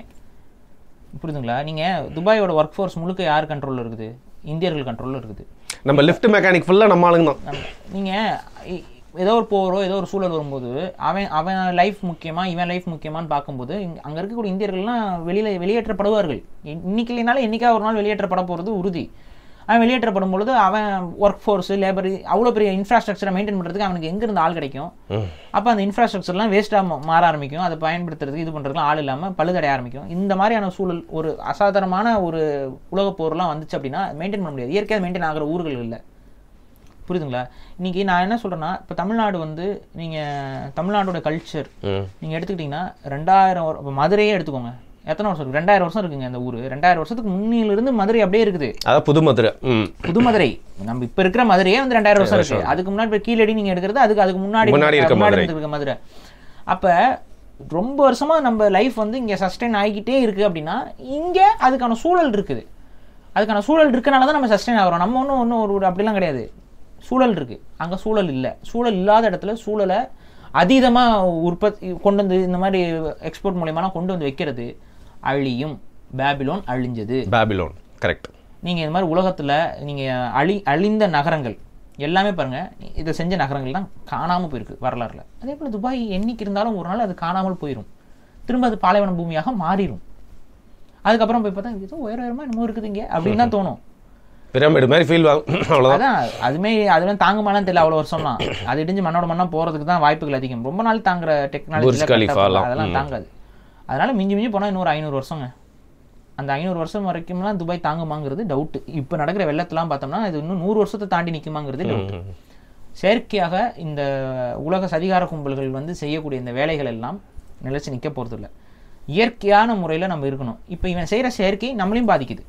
நம்ம ஊரில் இருக்கிற கூமுட்டை அரசியல்வாதிகள் எந்த ஒரு இயற்கையை பற்றின அடிப்படை புரியும். இவங்கெல்லாம் என்ன வயலில் காங்கிரீட் ரோடை போட்டுக்கிட்டு போகிற குரூப். இவங்க வயலில் போய் விசிட் பண்ணால் வெறுங்காலம் நடந்து போக முடியாது இவங்களால. அங்கே ஒரு குட்டி ரோடை போட்டு நடந்து போய் பார்க்குற ஆளுங்க. இப்போ இவங்கள மாதிரி ஆட்களை மக்கள் நம்ம தேர்ந்தெடுத்துக்கிட்டு இருக்கும் பொழுது இது எப்படி வந்து நம்ம இயற்கையை பாதுகாத்து என்னத்தை பாதுகாத்துற முடியும்? எல்லாம் விற்று போய்கிட்டு இருக்கு. நம்மளும் சேர்ந்து தான் அழிய போகிறோம். அப்போ இதை தடுக்கணும். நீ அதை என்ன சொல்கிறேன்னா, நீ வெள்ளம் வீட்டுக்குள்ள கதவு தட்டிட்டு வரும்போது நீ என்ன பண்ணுவ? ஒன்றும் பண்ண முடியாது. இங்கே சென்னையில் வெள்ளம் வந்துச்சு, என்ன பண்ணிட முடிஞ்சது? யாரால் என்ன பண்ணிட முடிஞ்சது? எல்லாம் ஒன்றும் இல்லாமல் போச்சு. உன் காரு, நீ ஆடி கார் வச்சுருக்கோ, BMW கார் வச்சுருக்கோ, என்ன தாங்குச்சா? அந்த கரண்ட் போனோன்னு 3 நாள் யாராலையும் ஒன்றும் பண்ண முடியல, உட்காருங்கடா அப்படிங்கிற மாதிரி பண்ணி விட்டுருச்சு. அதனால் இயற்கையோட நம்ம விளையாடக்கூடாது. தயவு செஞ்சு மாறுங்க. மாற்றி நீங்கள் எப்போ மாறணும்னா, நமக்கு ஒரு அவேர்னஸ் வந்துருச்சு அப்படின்னா, நீங்கள் அந்த அவேர்னஸோட ஒரு அரசியல்வாதியை தேர்ந்தெடுப்பீங்க. அவங்களுடைய பாலிசிஸ் வந்து இதை மாற்றி அமைக்கும். பாலிசி வந்து நீங்கள் கேளுங்க. நீங்கள் என்ன உங்களோட க்ரீன் என்வரன்மெண்ட்டுக்கு நீ என்ன பாலிசி வச்சுருக்க? நீங்கள் வெயில் அடிக்குது, இது எப்படி தடிப்ப? மரம் நடுவேன், இதெல்லாம் ஈஸியாக சொல்கிறதா? மரம் நடுவேன், நட்டுருக்கானுங்களா? மரம்னா அது சும்மா 4 மரத்தை நட்டுட்டு இப்படி போஸ் கொடுத்துட்டு போகிறது கிடையாது. மரம் நடுறது இராணுவ நடவடிக்கையில் நடணும். இந்தியா இருக்கிற நிலைமைக்கு டீஃபாரஸ்டேஷன் ஏஃபாரஸ்டேஷன் ப்ராஜெக்ட் அப்படின்னா இவங்களுக்கு என்னன்னே தெரியல. ஏஃபாரஸ்டேஷன் இப்போ நீங்கள் என்னைக்காவது இப்போ ஃபாரஸ்ட் டிபார்ட்மெண்ட் அதை பண்ணி நீங்கள் பார்த்துருக்கீங்களா? நான் பார்த்ததில்ல. மரம் வெட்டிட்டு வருது இல்லை, ஏற்றி அங்கே நர்சரி இருக்குது. ஏஃபாரஸ்டேஷன் ப்ராஜெக்ட்டுக்கு நர்சரிலாம் இருக்குது. ஏஃபாரஸ்டேஷன் நடக்குதுன்னு நீங்கள் நம்புறீங்களா? காடுகள் குறைஞ்சிட்டு தான் இருக்குது. உலகம் முழுக்கமே இந்த அநியாயம் நடந்துகிட்டு இருக்கு. எப்படி நீங்கள் இதெல்லாம் வந்து நாளைக்கு சரி செய்ய போகிறீங்க? கண் கெட்ட பின் சூரிய நமஸ்காரம் பண்ண முடியாது. அதனால் திருந்த வேண்டிய காலத்துக்கு வந்துட்டோம். திருந்த மாட்டானுங்க, அழிவை சந்திப்பானுங்க. இந்த உலக மக்கள் அழிவை சந்திக்க தான் போகிறோம். சந்திச்சதுக்கு அப்புறம்னாச்சும் அடுத்த தலைமுறை வந்து திருந்துதான்னு பார்ப்போம். துபாய் அழிவது உறுதி. இப்போ மழை வந்திருக்குல்ல, நீங்கள் வேணால் எழுதி வைத்துக்கொள்ளுங்கள், பூகம்பம் வரும். என்னங்க இப்படி சொல்கிறீங்க? பூகம்பம் வரும். ஏன்னா இதுக்கு மழை அதிகமாக பெஞ்சதுக்கு அப்புறம் பூகம்பம் தான் வரும். அந்த இடம் கொஞ்சம் ஒரு மாதிரி அதோட ஸ்திரத்தன்மை மாறி மாறிடும். இருக்கும். கண்டிப்பாக அடுத்து துபாயில் வரக்கூடியது பூகம்பம். அது எத்தனை வருஷம் கழிச்சு வரும்லாம் சொல்ல முடியாது. ஆனால் கொஞ்சம் ரீசெண்டாக ஒரு 2-3 வருஷத்துக்குள்ள வரும் பாருங்க. Okay, so habibi come to Dubai அப்படின்னா பூகம்பமும் அதை கேட்டு நம்மளை தான் கூப்பிட்றாங்கன்னு வந்துட போகுது அப்படிங்கிறீங்க. ஸோ ஒரு நாகரிகத்தோட அழிவை பார்த்தும் வந்து மனித சந்ததி பாடத்தை கற்றுக்கொண்டு இருக்கிறது. துபாய் கிட்ட இருந்து நம்ம கற்றுக்க வேண்டிய விஷயம் இதுதான் அப்படின்னு சொல்ல வரீங்க. மிக்க நன்றி பாரி. ஒரு பெரிய விஷயத்தை பற்றி, ஒரு பெரிய சிட்டி, எல்லாருமே பார்த்துட்டு இருக்க சிட்டியை பற்றி பேசாத நிறைய விஷயங்கள் பேசியிருக்கோம் அப்படின்னு நம்புகிறேன். மீண்டும் நன்றி.